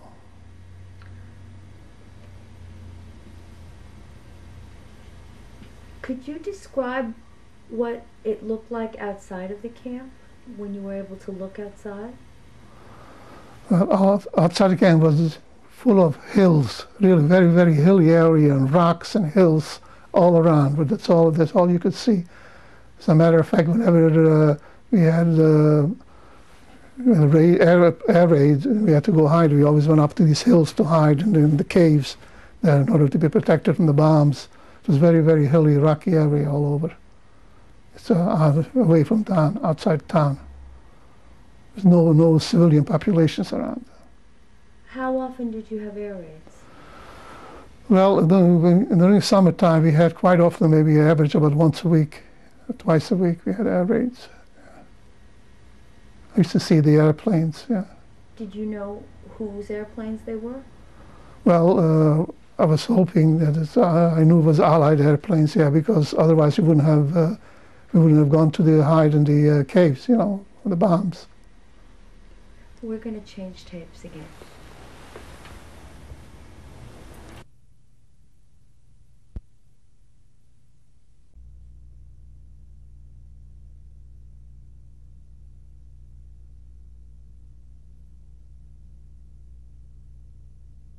Fourth, 1997, with Mr. David Abrams. Mr. Abrams, could you give me an example of your daily routine at Guzan? I'll be glad to. We woke up around 5 o'clock every morning. They woke us up. And the first thing we did, they gave us some hot liquid that they called coffee in a little dish, and we drank it. After that, we went back to the barracks and waited. As soon as daylight came, depending on whether it's winter or summer, we all had to go out and line up in 4 files, for company files. They had what they called the appel, where the SS came and counted all the prisoners to make sure that there was the same amount as yesterday. After that was done, we went back to the barracks and waited to go on our work details. Usually it would take about another half hour, an hour before we went out to work. And I used to look forward to this hour because I used to hide under the bed and catch up with my sleep because I never got enough sleep. And sometimes when it's time to go to work, somebody had to pull me out and remind me it's time to go to work. One time they didn't even wake me up and I fell asleep and I missed my work detail. But I was very lucky that I survived just with a little beating. For a concentration camp, not even worth mentioning. But because somebody else would have gotten killed just for missing a day's detail. But I happened to sleep under there, and nobody pulled me out in time to go to work. And I just got a beating, you know, the guy in charge of the detail, you know. Who was that? He was one of the prisoners, but they were usually Polish prisoners. Most of the people in charge were Polish Gentiles, you know, Polish Gentiles, German Gentiles. They were because they were there so many years ahead of us, so they were given all the being in charge of they were called the capos, so they were in charge. So anyway, then we went to work, and we put in a day's work. And when we came home from work, we had an appel again. We called it to count the people. And after the appel was over, as we marched into our barracks, they gave us our daily rations. I'd like to slow down a little bit. Describe the appel. Everybody, we all lined up like a company lines up, you know, 4 rows, and we had to be separated and in order for to line up one behind the other to be easy to be counted. So let's say 5 in a row, 4 rows, so you used to just go down and count 1, 2, 3, 4, then multiplied by 5, go down all the way to the end of the line. This was done in front of each barrack. There was a different SS, different soldiers counting, and then they added up the total each day. And this is what it consisted every day. Twice a day, every day. Were there any dogs? Dogs? Well, yes. Usually on a work detail, when you used to get off the train to go to work, we see SS people with dogs. A lot of dogs, yeah. Did you take a train to go to your work detail? Yes, we put us on, it was a short ride, about a 15-minute ride. Yeah, and they took us by a freight train, yes. To some of them, to the tunnels, not to all of them. Some of them were outside the camp, but this detail that we went by train, but we went to dig the tunnels was about 15, 20-minute train ride. Did they give you food during your workday? Well, besides the hot coffee in the morning, at lunchtime, we had a bowl of soup, depending how good time was. Times were good in the summertime, there's plenty of potatoes. We had a little more potatoes in the soup. When things got bad, we had less potatoes. Once in a while, we were very lucky, we got some rice. It was sweet with sugar, gave us a little energy, but that was a rare occasion. And in the evening, we got our ration of bread, which was a loaf of bread divided in 3. And with it, we got a little jam, a little cheese, and once a week, maybe we were lucky, we got a piece of salami. As a matter of fact, there's an interesting story that I almost risked my life for a piece of salami. I was usually first in line to get the rations. I got away with it. I was little and young, so they let me get away with it. I always pushed my chef in front of the line. And by the time the last person was still getting his rations, I was already finished mine. So I decided I have to have another piece of salami. If I would have gotten caught, I would have been killed right there. I don't know what I was thinking, even try. As I got back into the line, and when I got to the line, I was so honest, I just wanted salami. I didn't even want another piece of ration. I told him that I didn't get salami. But luckily, he didn't understand what I was saying. He pushed another portion of bread and another piece of salami with me. I'll never forget that. I was just lucky that I didn't get caught, because anybody doing that would have gotten killed. I was a 15-year-old little boy, took chances. Did you ever see anybody punished on the appel line? Well, not on the appel line, but towards the end, we had a special barracks where all the Jewish people who were sick were put. Where they were sit there all day, they didn't work. I don't know exact number, I think it was number 30. Towards the end, this was strictly a barrack to exterminate people, because nobody came out of there. Anybody that reported sick, nobody came out. This particular night was the end. I remember while we were standing in Appel, this whole barrack was lined up like any other barracks, except they were naked. We still had our prison clothes on, but these people were naked. And it was cold, rainy, and I could see from the distance how these people were huddled together and shivering in the rain. Luckily, this appel only lasted a half hour, but they were there during the whole time. But the next morning, we found out that this whole barracks during the night was sealed off, and they were all dead because they were all poisoned with gas, and they were all exterminated during one night. Just about 2 weeks, 3 weeks before the end of the war, this happened. This is the only time that I saw somebody really being punished or suffering during the appel, I mean special things during the appel.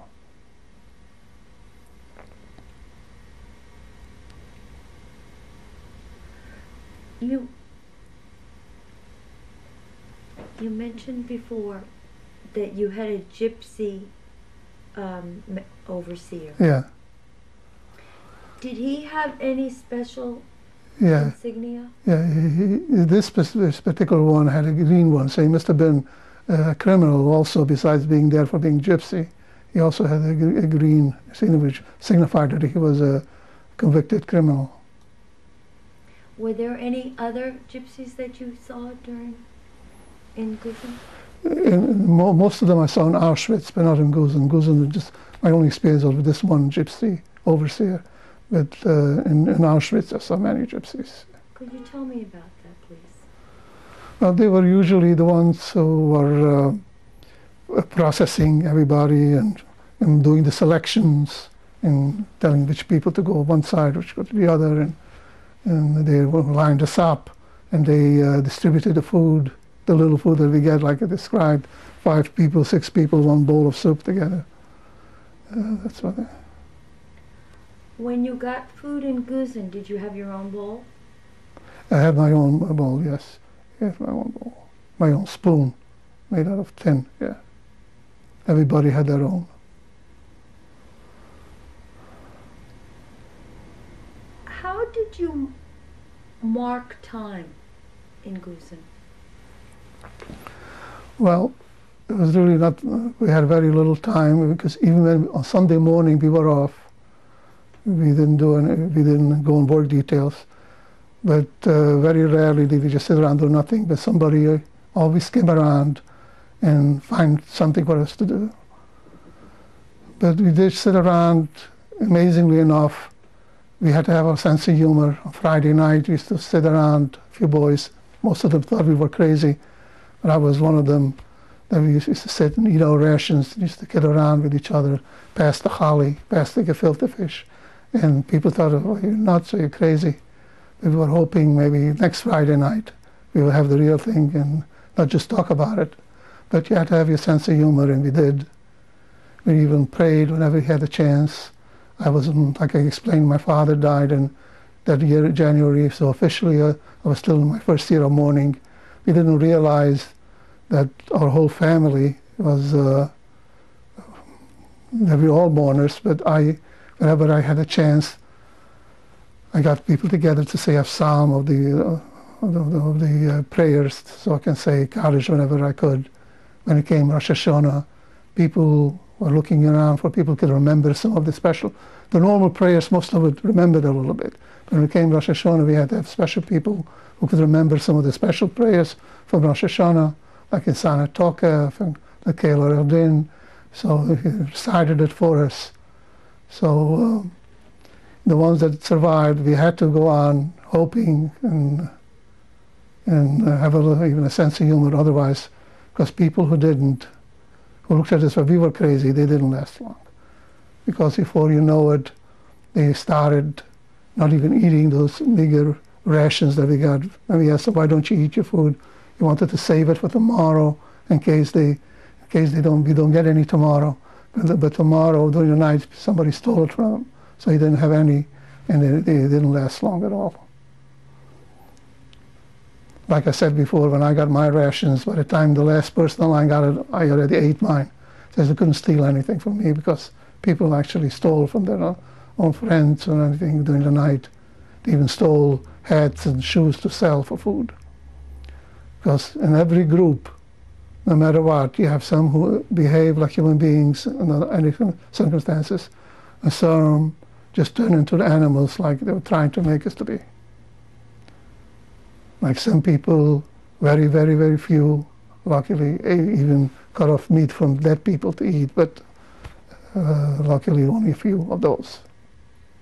Could you tell me about that? Well, I just told you. What is that to say? They cut off pieces of meat from dead people and put it on the fire and broiled it in it. One of them I saw was caught by an SS and shot him. Right. This was in the last 2 weeks. We were in a special camp for the last 2 weeks of the war, when the Allies were advancing towards the camps, and the Nazis knew that we were going to be liberated soon. They took all the Jews out of Gusen and from all over the camps around, and we went back to Mauthausen, where they put us all in groups and marched us for about 3 days towards this forest called Gunskirchen, where we spent for 2 weeks. That is a story in itself. I don't know whether you want me to talk about it now. We got to this camp, also a forest, similar to the ghetto where I was originally put in Hungary, but only this time there was a barracks. But the barracks were already so full of people that it was impossible for anybody to even move in. It was hard for anybody to even sit down or stay down. There was people on the beams of the barracks lying there. As a matter of fact, when they had to go to the bathroom one night, they were urinating on top of people right from the beams, on top of the beams. And so they just crowded more people in there. And I had a friend of mine, my rabbi's son, the one from the town, and luckily that he went over to some people from our hometown, and he told them, you know who I am? So he told them, I am the son of the son rabbi, will you please make room for me, so I could at least stretch out. So they made room for him, respect of, and then he said, this is my friend to study with him, could you make room for him too, make room for me too? And this place was really, used to get 10 people, instead of 3 people a loaf of bread, 10 people a loaf of bread, and then it was moldy. And this was like where the Jews were put in, where they had orders to exterminate all the Jews, but for some reason they just didn't do it. And we managed still to survive even from these conditions.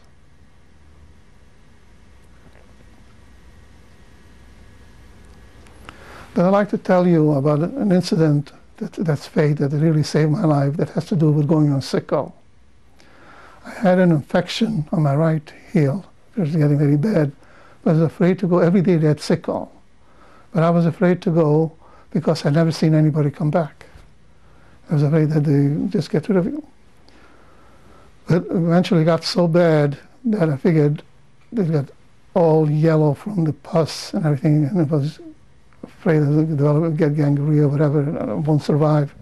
And it was also explained to me the reason I don't see nobody come back, because the only ones that are accepted for sickle are the ones who are in bad shape. And they're so bad shape, they don't give you a medicine, they just put you there and you die. But I figured maybe I have a chance because I was still only some wrong in my leg. I reported for sickle, and they took us to Gusen 1. There was 2 Gusens, Gusen 1 and Gusen 2. In this Gusen 1, there was a barrack called 31 that was specially set aside for Jewish sick people. They really did nothing there. You just were resting. And they give you the same amount of rations, and there was no medication, you were just resting. But before you were even able to get into this barrack, you were examined by an SS doctor. I saw people in front of me who were really sick, and some he put to the left, some put to the right. The one to the left meant they were not accepted to go to the hospital, what they call the hospital. And I went to the other side. Sure enough, when I came in front of him, he looked at my leg. At my amazement, he put me to the side where I was admitted to the hospital. And this hospital, so I went in, and like I said, you just lie in bed all day, and you got your morning coffee, your noon bread. We were very fortunate that this person that gave out the food, whenever there was food left, and unfortunately there was a lot of rations left because a lot of people died or were too sick to eat their rations. So you put it under the heads of the sleeping young people. The young people were put on beds separately and the older people separately. And every morning used to wake up, used to find a piece of bread, a piece of salami, whatever. And even during lunchtime, during the soups, if there was any left over, he used to give it to us, which I feel gave me more strength when I go back to survive. But one thing leads to the other, because I was there about 10 days or 2 weeks, and while I was there, they got together all the young people, anybody 16 or younger, in the camp, and put them in a detail in the kitchen to peel potatoes. That was their job, to assemble them. Not realizing at the time that this was just a way to exterminate the young kids, because I later found out that they had to get up an hour earlier than anybody else to prepare the potatoes. And while they were peeling the potatoes, they were constantly beating, whether they were to stop them from eating any. Whether they did or not, they were constantly beaten, and some of them died right on the spot. And the way I found out was that when I returned from the hospital, they returned after 10 days or 2 weeks, by the time I was there, I was told that I was asking where all the young people are, and I was told what happened. So I went to the person who was in charge of giving out work, and says, look, I'm only 15, I want to do what they. So without explaining to me, she says to them, you're better off where you are, you don't want to go there. And then I found out from others that was what happened to them. That is, in other words, by being in this hospital, by being accepted to go to sick hall, not only did that save me alive because I had extra food and extra rest to give me strength to hold out for the duration of my incarceration, but also saved me from this detail that it was certain dead, because nobody survived from these teenagers, from these kids. They all perished during this detail.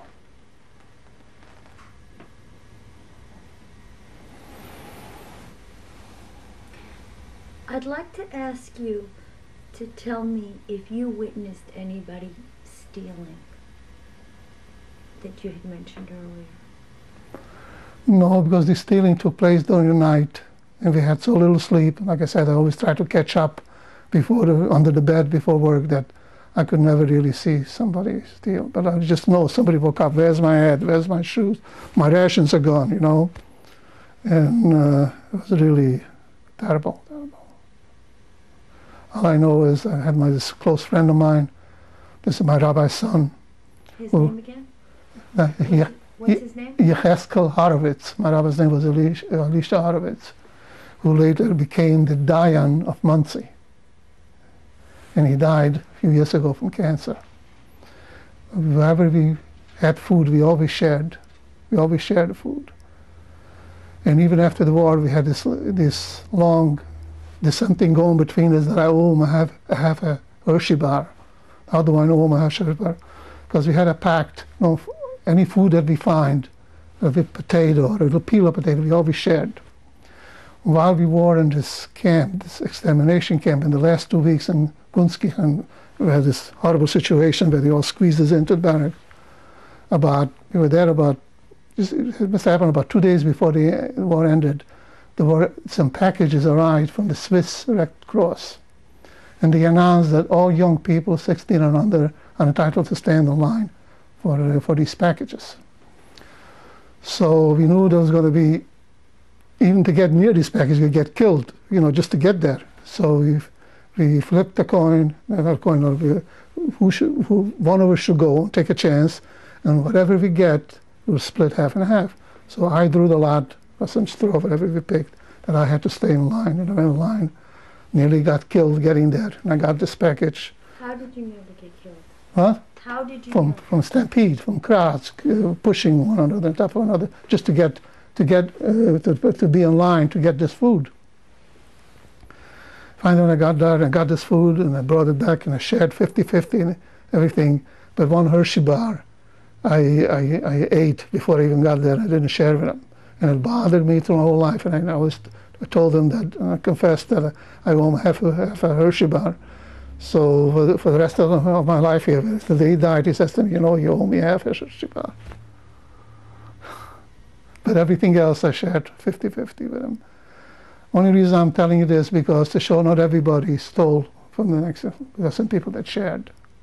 And not everybody, very few, took from dead people And this is the place where I saw that we were in this terrible place that I saw somebody take meat from a dead person and try to light a fire and cook it, and then SS caught him and shot him right in front of my eyes with his pistol to God and shot him. Never got to eat it. Did he have a knife? How was he? He had a spoon. Our spoon was made out of tin, and the other end was very sharpened that you could use as a knife.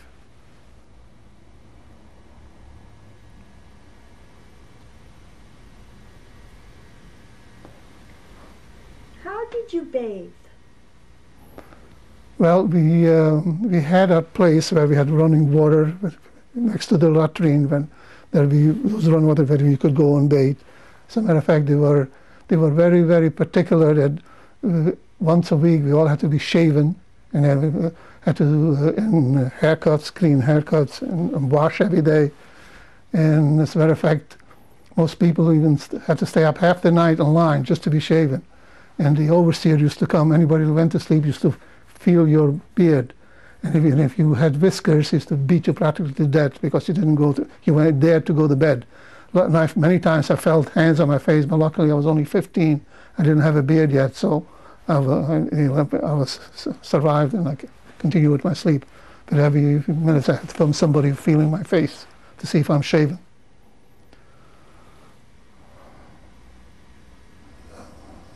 So I benefited a lot from my being young in more ways than one. And sometimes being young perished sooner or earlier, but in my case I was fortunate to work for my benefit. But then again, it's all God's will. Every Rosh Hashanah we say, who shall live and who shall die? I guess it was decided that at Rosh Hashanah before, that who shall live, who shall die. You mentioned receiving packages from the Red Cross. One time occasion, it was a few days before the war ended. Was there ever an occasion where the Red Cross visited you? No, not in my particular case. But I heard cases where other barracks were visited, but not in our barracks. Did you hear of any other delegations visiting the camp? No. What did you believe to be going on around you? Well, you have to be an idiot not to see that you're being slaughtered and being exterminated, and that all they want to do is work you to death, starve you to death, and one or the other, whatever comes first. It's obvious to all of us by this time. Our only hope was that the war can end any minute, any day, and every morning when I woke up, after thanking God that I woke up and survived, I prayed that this should be the last day, and I knew eventually that last day is going to come. Otherwise, I could have never survived. Were there any times that you lost your faith? Never, not for one moment, because I knew if I do that, then I have no chance at all. That's the only thing that kept me going, only my faith. Because once you lose that, you have nothing. Then you might just as well go past the guard and let them shoot you in the back.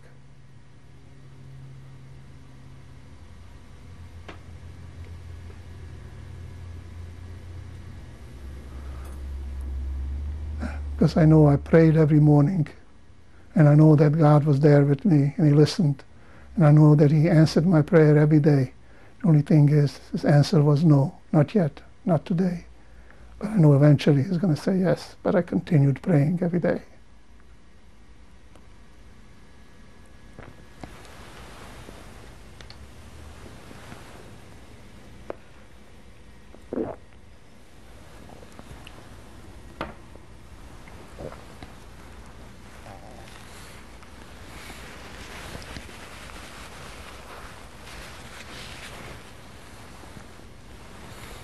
Was there a commandant, a main person in charge of Yes, something? definitely so.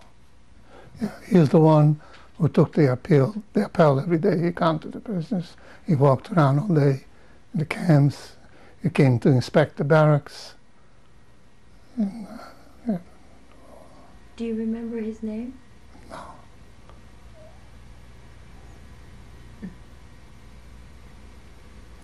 And that name, we were just numbers. We were referred to as Häftlingar and prisoners, and they were just served. That's all, nothing else. Just, you know. Did you have trouble understanding German?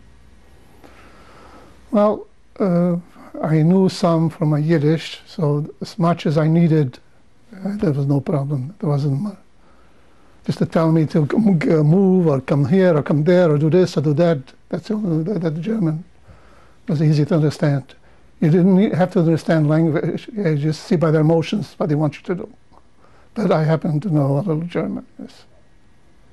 What is your native language? Well, my native language is really Hungarian and Romanian and Yiddish and Hebrew, 4.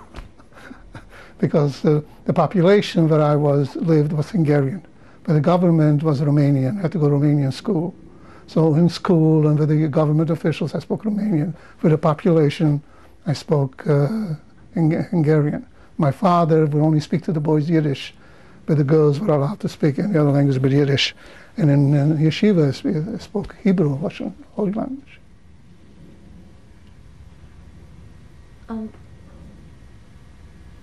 When did Gusen end for you? There was about 2 or 3 weeks before the war was over. As I said before, the Nazis, the Allies were advancing towards the camp to liberate the camps, and obviously they had orders not to let any Jew survive. So in order we shouldn't be liberated by the Allies, they got all the Jews out of the camp, out of Gusen, shipped us back to Mauthausen, where we stayed a day or so, waiting for other Jews from other camps that were all segregated from all the other prisoners, all brought to Mauthausen. We formed one long transport. We marched daily to this for about 3 days, and anybody that couldn't make it, it was quite a few because they were so weak after all, with no food or anything, were put on wagons. Then at the end of the day, we used to go to sleep wherever we were. We camped out wherever we were. They used to shoot everybody that was on a wagon. They used to shoot them. We used to hear the shots from the guards. They were all shot to death. I know many of them that were shot right there because they couldn't make it.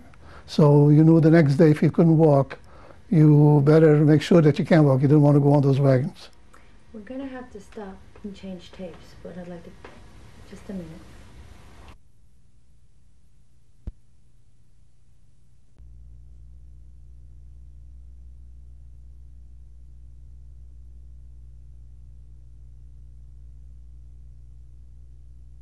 Seven with Mr. David Abrams. Mr. Abrams, could you describe these 3 days and nights marching on the death? Yeah, there was really that march. And this march was men and women for the first time together, because all the Jewish prisoners from the surrounding area were brought to Mauthausen, men and women, because this was the final solution. I mean, to kill everybody, every Jew, not to let anybody survive. We marched about 10 or 20 miles a day, maybe even more, because it's hard to tell when you're in that condition how much you're marching, with no food. And wherever we found on the side of the road, this is where I remember the incident I mentioned before with the potato. I found a potato. I was next to my friend, and we peeled the potato, and we saved the peels for the next day. I shared the potato with him, and the next day we shared the peels and we ate.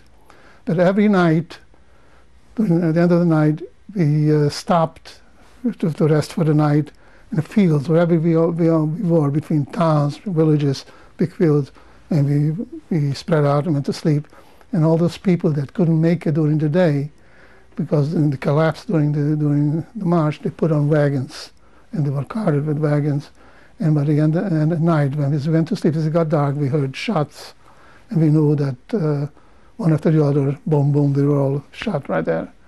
And next day and every day was the same. We just continued, marched through towns. People were staring at us like we were animals, and because we looked like unhuman, the way we, just skin and bones. and have starved to death. And we just continued, and we all tried to do our best to make it to the next stop, because we knew what our fate would be if we don't. Nobody wanted on their wagons, but some people just couldn't help it. They collapsed. They couldn't march. The guard came along, get up and move. If you couldn't, he picked you up, two of them, put you on the wagon, and your fate on the other night was the same as the night before. Until we got to this horrible place called Gunskirchen, which I described in detail before. And what happened in Gunskirchen? In Gunskirchen, this was a place where we were supposed to just exterminate us all, because first of all, we were in this barrack, like I described before. There was no place to move. There was no place to stand, to stretch out. People were on the beams. Like I said before, sleeping on top of beams of the barracks. People were everywhere. It was raining and miserable out. At least if the weather was nice, we would have gone on. Who needed the barrack? We would have gone out. But it was mud up to the knee and raining and cold. And we were very, very, very miserable. And everybody wanted a little warmth. So we tried pushing, squeeze into this barracks. Food, we gave us 10 people to one loaf of bread. But even that we didn't get every day. But fortunately, we weren't there too long, only 10 days or 2 weeks, and then the war was over. This was May 8th, when all of a sudden the guards disappeared, and we knew that it was over. We were freed. Nobody came yet to our camp. The guards just, because we were so hidden away in a forest in the wood there that nobody knew where we were, except the guards disappeared as soon as the soldiers arrived. Only the day after, soldiers came in. And whoever, they took us to the hospitals or whatever. Soldiers of what nationality? The American soldiers came and liberated that area. And what did you think when you first saw an American soldier? Well, to be honest with you, I don't even remember until after I got out of the hospital, because I was so in a daze. I was like totally collapsed. I don't think I could have lasted much longer. When they picked me up, I don't know who did, and put me straight into a hospital. The only time I remember seeing the soldier after I got out was in the hospital for, I have no idea for how long. But when I was well enough, they let me out, and that's when I saw American soldiers. Tell me what you did. How did you communicate with them? Well, I didn't. To me, it sounded, the language, English was very strange. It sounded like somebody talking with a hot potato in their mouth. And that's the only way I could describe it. I couldn't understand. Oh, wow, let's go. That's, like how somebody talking about it. It was very, very strange. I never heard English spoken before. And that's, they did give us some candy bars and food and everything. They were very, very nice. Nothing but nice things to say.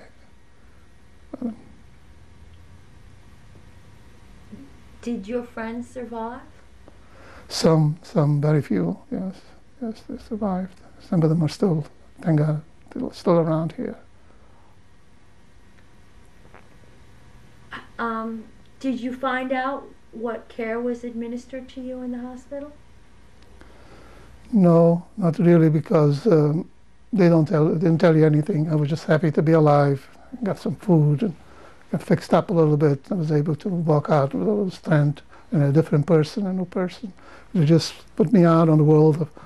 This time I was already 16, celebrated my 16th birthday in that hospital that saved my life in Gusen.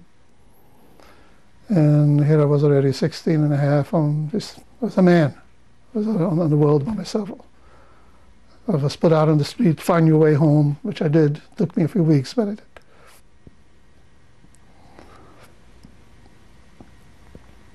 What happened to you after the hospitalization? I just finished saying that they just let me out on my own, and I was seeing crowds, everybody. There was an airport nearby, so I went to the airport. But this airport, only the French prisoners were permitted to board the planes because they were going to France.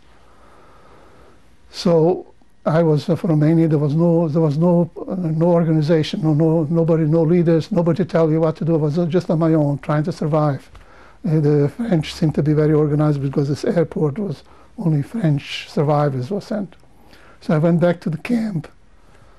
I was like in a barracks, this time in a building. It was a little building that used to be maybe a barracks for soldiers, was converted for a DP camp. First DP camp I was in, displaced persons camp.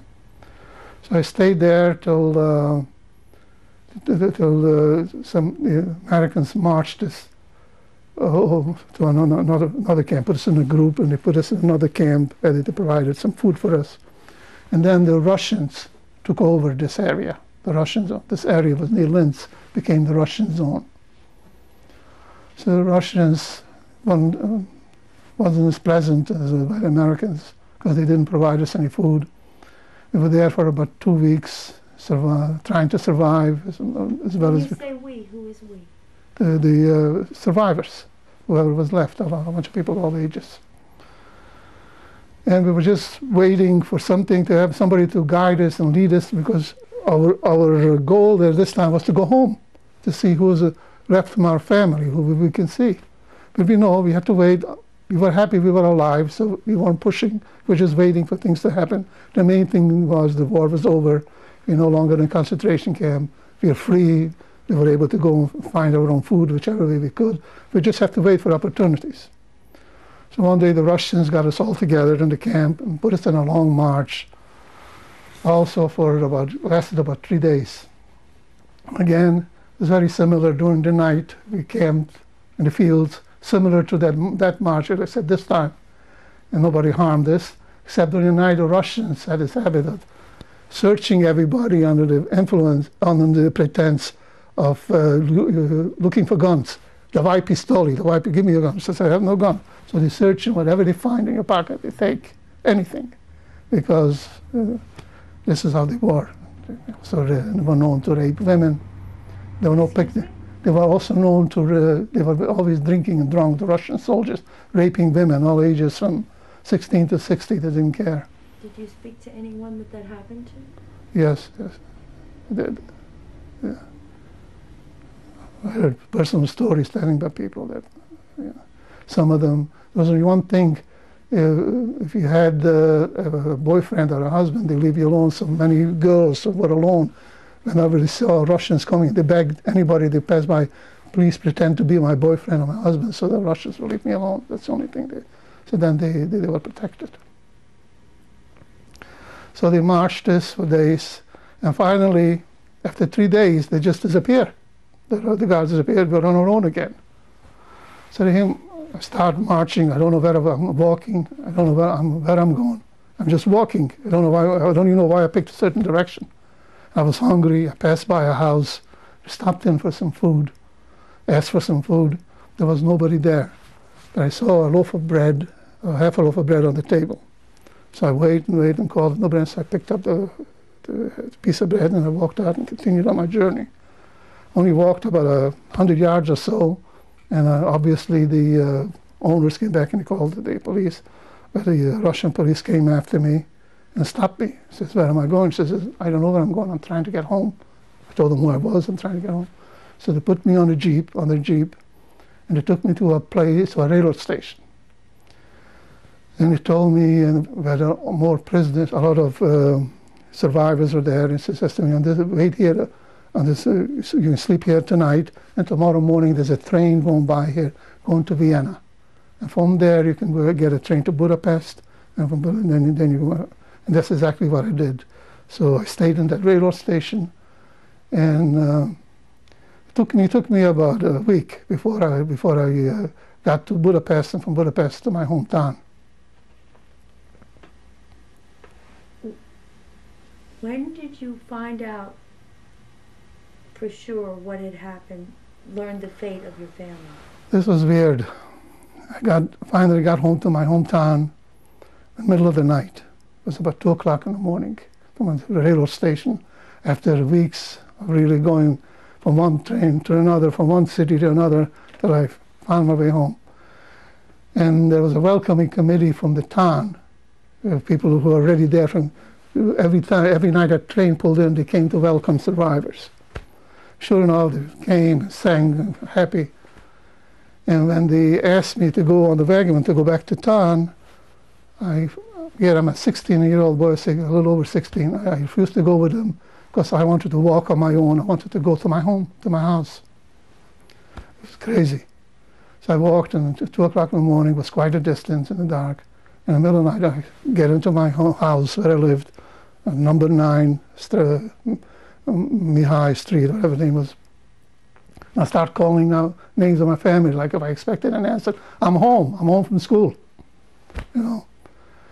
And it didn't take me long to realize there's no answer, nobody there. So I woke up one of my neighbors, Gentile, and asked him, do you know anything? I told him I just arrived, and you know what happened to my family. So they were telling me that nobody came back, but one sister came back, and they told me where she stayed. So I went there, and I knocked on the door and yelled out my sister's name. This was Irene Hershkovitz. This was my favorite sister that was 3 years older than me, that took me everywhere, that I adored. I called up, Irene, Irene. When she heard my voice, I heard screaming and crying, and came down to meet me and brought me upstairs for the night and to stay there. It was really some reunion that I'll never forget. The only one. And then later on, I had 2 more sisters. The one that was brought up in another town, she was in her own town. She went back there. And an older sister who was here in Borough Park also came after that. After I arrived, she arrived too. So we were me and 2 sisters left from the whole family. And the one that was in a different town that I got to meet later at a later date.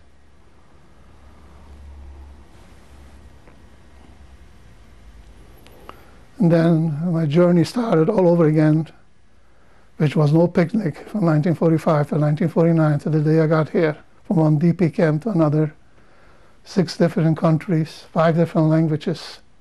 Tell me briefly where you went after Dej.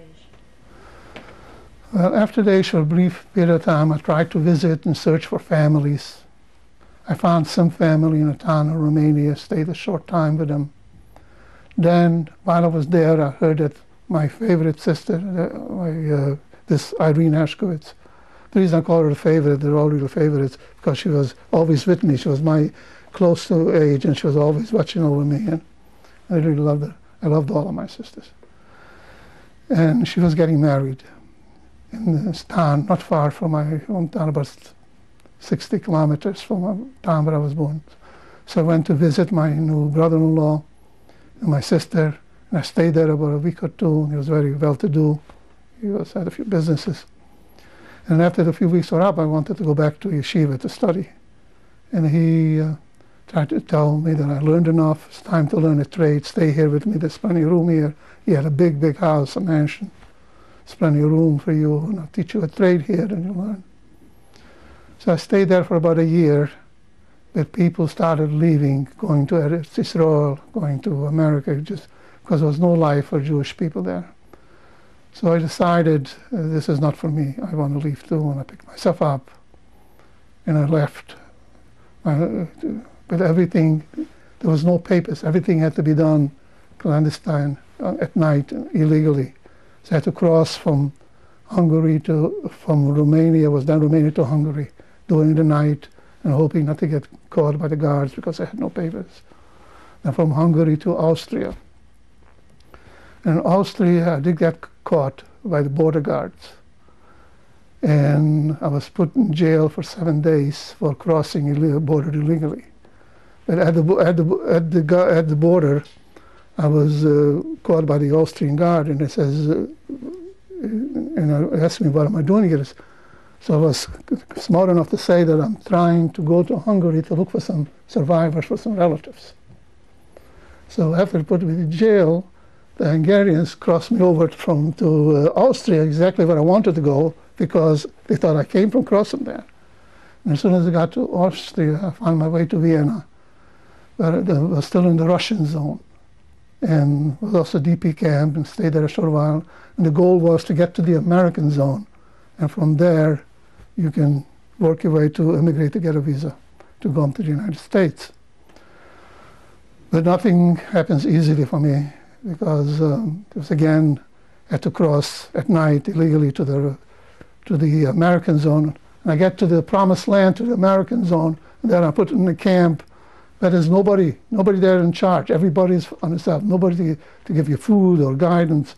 Everybody just got food from wherever they could go, begged from houses, from here, from there. Until I was fortunate enough to see a bunch of children in one of the barracks learning. They were praying. So I go in there, and I want to join in the prayer. And after the prayer, they got food. And they were telling me that I came in a very opportune occasion, like all my life. I always go someplace at the right time. That we're leaving this morning to a camp in Linz, in a children's home, in a religious camp where we're going to be well provided for, and we're going to learn and study, and from there we're going to emigrate to Eretz Yisrael. And that's exactly what happened. We went to this camp, which was really a wonderful life. That I was there for about 6 months to a year, and there's plenty of food there, and we were waiting to be emigrated to Eretz Yisrael. But then I got letters from my sister from America, and she begged me not to come to America because I'll go to Eretz Yisrael. After all been through, I'll go to the war there with the Arabs. I'll get killed. And first, she had no family, nothing. She wanted to at least see me. And finally, she was able to convince me to come to America, and but only for a short time to visit, and then I'll go to Eretz Yisrael. That was my goal. But it wasn't easy. I had to wait and wait and wait. In the meantime, I found a friend. One of the friends had a brother who was taking people from Austria through Germany to Paris, and from Paris it was easier to get to America. So through him, again, through the night, we smuggled to the borders from Austria to Germany. We stayed overnight there. From Germany, went through all the area near the French border, and we got to Paris. And there again, I was there for about a year, still waiting, an eternity of waiting for a visa. And still, my turn didn't come, but being impatient, finally, my uncle was able to secure for me a visa to Cuba. That's where I wound up. And in Cuba, I was there about a year in Cuba, which was a very, very important point of my life, because in Cuba, I happened by luck to learn a trade which became my livelihood for the rest of my time, for my whole working career in the United States. And I was able to earn a wonderful living here. Because while I was looking for work, that a friend of mine came one day in Cuba and told me that he would have a very nice job if he knew Yiddish. So he says, I know Yiddish, maybe I can get a job. So this was in a Jewish newspaper called Havana Labor in Havana. So I learned the trade there of setting type in Yiddish. And eventually, when I came to the United States, I fell in love with the whole idea of printing and this whole process. They had a new machine, a linotype machine there, called linotype, setting type instead of by hand, putting the letters, hand composition that it used to be before the linotype was invented. The letters were put side by side until lines were formed. It was done by machine. The machine dropped the letters at a typewriter keyboard, and as you hit the letters, the mets fall in line. Then a hot graphite was cast into these letters and formed lines. And then the lines were collated into galleries and pages where the newspaper was being printed. It was very fascinating. When I came to the United States, this is what I wanted to do. And I wound up working for 35 years for the Daily News. And I was very lucky to get into the union, a Big Six, and I made a very nice living and was able to retire, bought this home, all paid for, put my children to college, and we've made weddings for them to this day. And, so everything that happens in life happens for a reason, and most of the time it's for something good. Everything was meant. I'd like to ask you, what happened to your sister that you reunited with in Dej while you were making this journey? Well, this sister was married very well off. She was my brother-in-law, and they stayed. But I visited and stayed with them for almost a year. And she had 2 children, a son and a daughter. They're both here in America. Their names? Their name is Joseph and Berta. The son is named Joseph, and the daughter is Berta. And could you just name their parents again? Irene and Simon Hershkovitz. Simon, their father, is still alive. He's traveling back and forth in Europe. He still likes to spend time. He has an apartment in Kolozhvar in Cluj. He lives there and he comes to visit here, he could never get used to life in the United States because he was too used to life in Europe, so like many of them did. So she stayed there until eventually it got tough there. So about 15 years when I was in this country, they decided to emigrate here to the United States. And my other sister, who was brought up by an aunt, she went straight to Eretz Yisrael with her husband, which had two sons there too, one Menachem and Yochanan. You mentioned you have children, but you didn't tell me when you got married. When did you get married and to whom? Even that was an act of God and faith. First, let me almost tell you, I'm married for a wonderful woman for 42 years. We've been together for 44 since the day I met her. The most wonderful thing that ever happened to me, not only because she is so wonderful, because as I met her, she was my good luck charm. Nothing but good things happened to me from the day that I met her. How did I meet her? I got out of the Army. As soon as I got to this country, I registered for the draft, and 6 months later, I was drafted and sent to Korea. When did you arrive in this country? In October. From Cuba. I was there for about a year, working in this newspaper. And I'm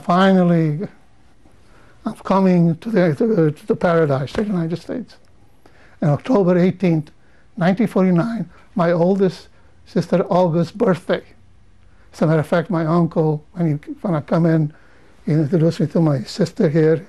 He says, here's your birthday present. That was her birthday present for that year in 1949. 6 months later, I registered for the draft and I was drafted. And right after 2 months after basic training, I was shipped to Korea, where I became a demolition sergeant. I was blowing up minefields and anything connected with demolition, with explosives. And after I got out of the Army, 1954, it was in May. So you were actually shipped to Korea? I was in Korea. I was in combat. I have battle stars, have citations from the Army. I have pictures from the Army if you're interested to look at them. And when I got out of the Army in 1954, was May. I'm ready to go back to work, I had a friend of mine that says, look, summertime is coming up. Why go back to work? You've been through a lot. You've been in the Army, you've been in combat. Come with me. I was there last year. He says, come to me to the country. You're going to be a waiter for. It's a small place. It's in Kerhangsen, outside Ellenville. It's called Woodland Farm. It's only maximum 100 guests show up. You work an hour for breakfast, an hour for lunch, an hour for supper, and the rest of the day you can relax in the swimming pool and have a little fun. You earned it. You deserve it. You didn't have to twist my arm. I accepted. I went there. I made very good money there. In the meantime, this was a place where only old people went, no young people. And my present wife's parents used to go there. And came Labor Day, it was end of the summer, my wife, she was 17 years old then, going on 18, decided to come here. She's an artist, an art student in college, first year college. And she figured this was a beautiful place to come to paint because it was fields and a farm, nobody to bother her, only old people there. As a matter of fact, she had a fight with her mother, with parents. Why do you want to go to a place like that? No young people there, only old people. She said, that's exactly why I want to go there, because there are only old people that want to paint, want to have the farm, want to have quiet and peace and myself. And I had a fight with my uncle. My uncle didn't want me to go here because he wanted me to go in. He had a cleaning business, to go into cleaning business. He said to me, if you go back to printing, you'll be a worker. You'll always, once a worker, always a worker. You'll never amount to anything. Come with me. He was very successful. But he had a chain store of cleaning stores. So he wanted me to join. But something told me not to, and I didn't. And he didn't speak to me for a year for it. And I went to this place. And Labor Day, here comes this young lady. And I told all the other waiters, hands off, this one belongs to me. And I became friends right away, and I never let her out of my sight. And like I said before, nothing but good. She's the most wonderful person in the world. She told me what true love means, what it means to care for someone. Not what I get out of something, it's what I can do. She can never do enough. She called me 10 times today to see how I am. I'm okay. Is this okay? That's okay. You're going to be all right. And And as soon as I met her, she was my good luck charm. I got into the union, which was a very important thing, because as soon as I got into the union, for the same work, not only for less work, my salary doubled, and my benefits and everything, and the working conditions. As much as you can say about unions, crooked unions, everything, but the typographical union is one of the first unions in this country. It's 150 years old. It's nothing but good things I can say, because it really made a wonderful life for me. And I was able to get in as soon as I met my wife. Then my beautiful two daughters came. My first one right after the first year. She was only second year in college. It was unexpected. But things happen when you get married and you love one another. But as soon as she was 2 years old, I took a night job so she can go back to college and finish her college. She finished, got her bachelor's degree, continued for a master's degree, and then 8 years later, we actually planned. She wanted to have a baby in the summer because she's off in the summer from school. She was a teacher. Sure enough, July 17, my second daughter, Rachel, was born. And she is the one with the 5 children now, the oldest 6. And my Leah has a beautiful daughter, Ariella. She's going to be 14. And Zev is 11. He's going to be 11. Could you just tell me what is your wife's name? My wife's name is Sheila, and Shulamit in Hebrew. In English, they call her Sheila. The way she got her name, because when she went to public school and introduced her Shulamit, her mother was afraid everybody was going to call her Salami, Shulamit, because especially the Gentile kids. So she was called Sheila, so she adopted the name. And her maiden name? Cohen, C-O-H-E-N. And what is your first daughter's name? Leah Sarah, named after my birth mother, my biological mother. And my second daughter is Chaya Rachel Rachel, named after my mother, the only mother I knew, my stepmother that brought me up, my wonderful mother. Okay, we're going to change tapes now.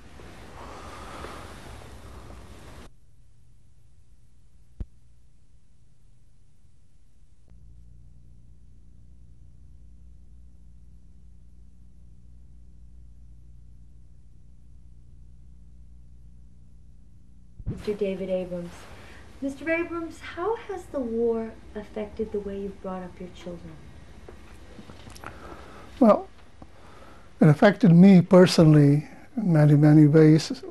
It still affects me today in innumerable ways.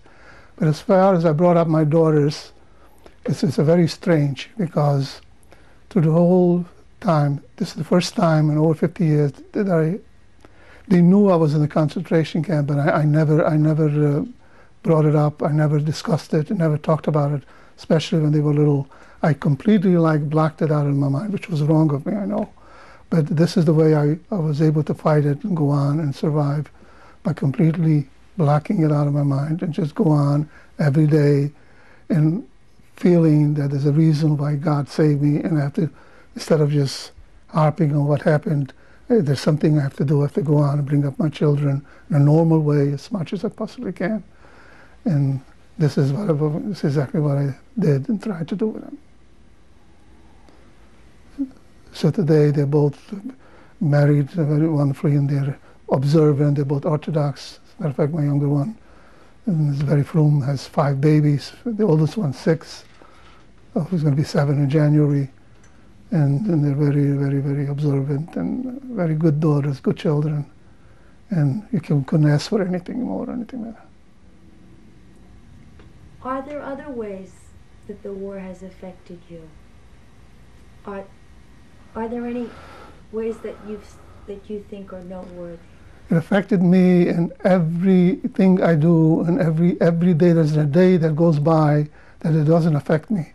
If I walk on the street and I see a piece of candy or a piece of fruit on the ground, I calculate how nutritious this is and how many people for how many days they could have survived in a concentration camp.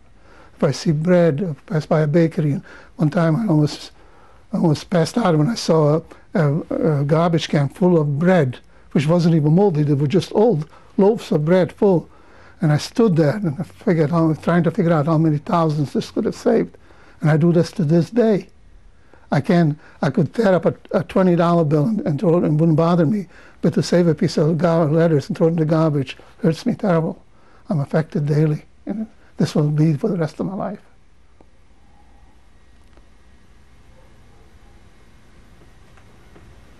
To this date.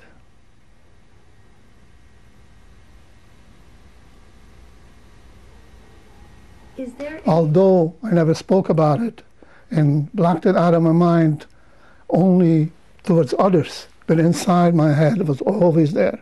Never left me. Never a night goes by, especially when stories of the Holocaust are in the news. I always dream about my experiences, and you can never get away from it. Never. Can't block it out. I only blocked it out outwardly towards others, the way I treated others. I never spoke about it. Some people, that's all they like to talk about. Whoever they can wants to listen to them, to tell them horror stories. I never did. Never could. Even when I tried, I couldn't. This is my first time, my first opportunity. And I thank you for that, for giving me this opportunity. Is there anything you would like to add that I've neglected to ask you? And about respect, experiences in the... any respect. Well, to be on the more favorable side, I'd like to tell you about an experience that happened to me in the concentration camp. It's also, I consider this one of the fateful events that happened to me. While I was working in this tunnel, I saw that people were trading water for bread. They were so thirsty, it must be hot in there. So I saw people actually giving bread for water. So I got an idea. It's easy. I have all the bread I want. All I have to do is go find some water. So I inquired somebody that has where he find water to sell to these people. So he told me, go this way, that way, and I got lost. I went to search for water. So I got lost. I went miles past where the guards were, where you were permitted to go, where you were shot. And I couldn't find my way back, and the shift was over. And they were having an appel. They were counting the prisoners. There was one missing, and nobody could go back to the camp until everybody was accounted for. And that one was me.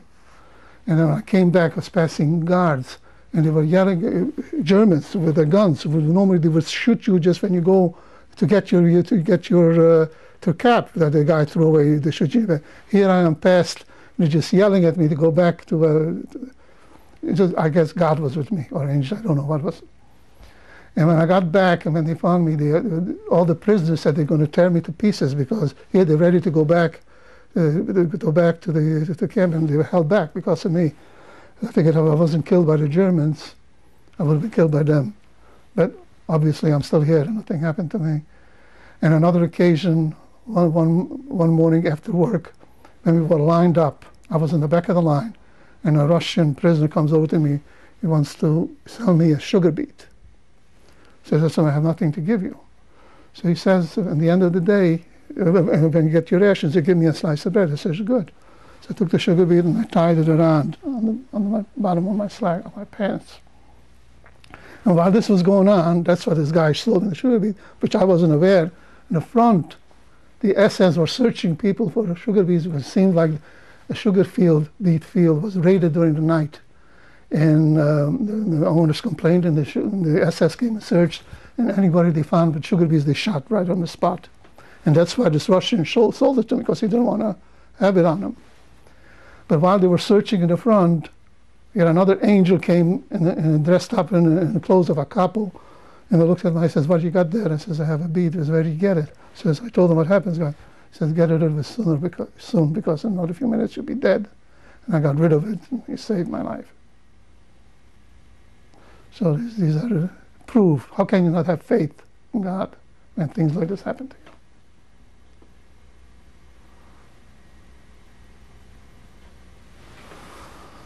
you? Is there a message that you would like to leave to your children? Yes.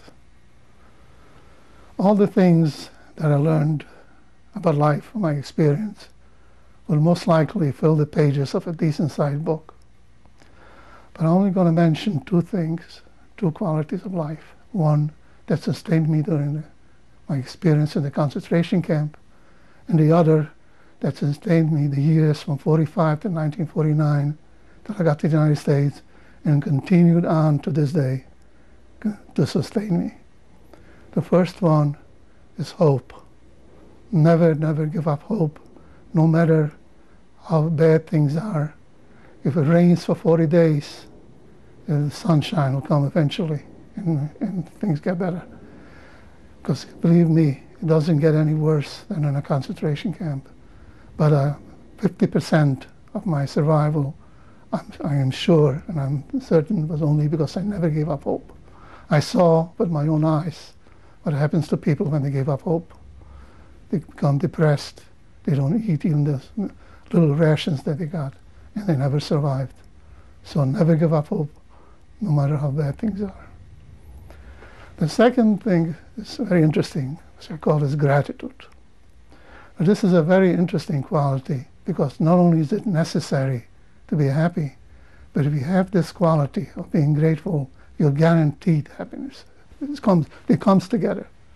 Just like somebody, no matter how rich you are, how wealthy you are, if you don't know how to be grateful to be, you don't know anything but gratitude, you'll never be happy. Perfect example. A few years ago, I read some years ago when there was a rash of teenage suicides. I read in the newspaper where a young rich boy went into high school and was promised by his father a brand new car if he graduates and does well. The kid worked hard, very wealthy, and did very well, and graduated, and his father presented him with a brand new Cadillac. But he had his mind set on a expensive sports car, Porsche, who knows what, I don't even know the names. He became so depressed that he didn't get what he wanted, that he started drinking and took a ride with this Cadillac while under the influence, and eventually got killed. But it was never established whether it was a suicide or an accident, but it doesn't matter whether it was a suicide or an accident. He died because he didn't know about gratitude. He wasn't grateful. He got a brand new Cadillac for a high school kid who graduates. He wanted a sports car, and he became depressed and started to drink and lost his life. Now, there isn't a person in the world, no matter how bad off you are, that you don't have something to be grateful for. Look at me. 1947, I was on my way to DP camps, no family, no trade, no way to get, don't know where my next meal is coming from. But I was grateful. What was I grateful for? I was alive. I was given another chance. And I knew that God willed that I should live. He had some good things in store for me. And the good things sure came. I explained to you. I told you before all the good things that happened to me to this day. So the trick is, without gratitude, it's impossible to be happy. With gratitude, you cannot help be happy. You have to be happy. Now we have a few more minutes. I would like to take this opportunity to answer the question that was asked by almost everyone at one time or another, including myself. Where was God during the Holocaust?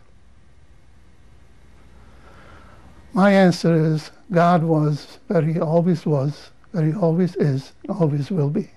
He's everywhere. He is every place. He was in the concentration camps, and I have proof that he was there with me. He is in every person. The only person he is not in, and is not where he is totally rejected. Every baby is first conceived.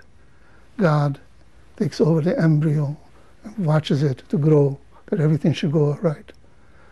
Once in a while things go wrong, not because God isn't perfect, because he's trying to teach us that no man should think that anybody can be perfect, because even he makes mistakes once in a while. But he's inside every human being for the rest of his life, unless he's rejected. Then he leaves him. If you reject God, he leaves you. And look what happens. Just watch. God gave a beautiful gift to human being, because otherwise, to distinguish him from the animal. The animal eats, sleeps, works, procreates, and does everything we do. So what's the difference? So God gave the human being the gift of speech and knowledge that the animal doesn't have. This is what distinguishes from the animals. If you remember your Bible, in the beginning in Genesis, when Adam and Eve first ate from the apple, from the tree, fruit of knowledge, what's the first thing that happened? They looked at each other and they noticed they were naked. Before they never noticed, now they became knowledgeable. They noticed. So what did they do?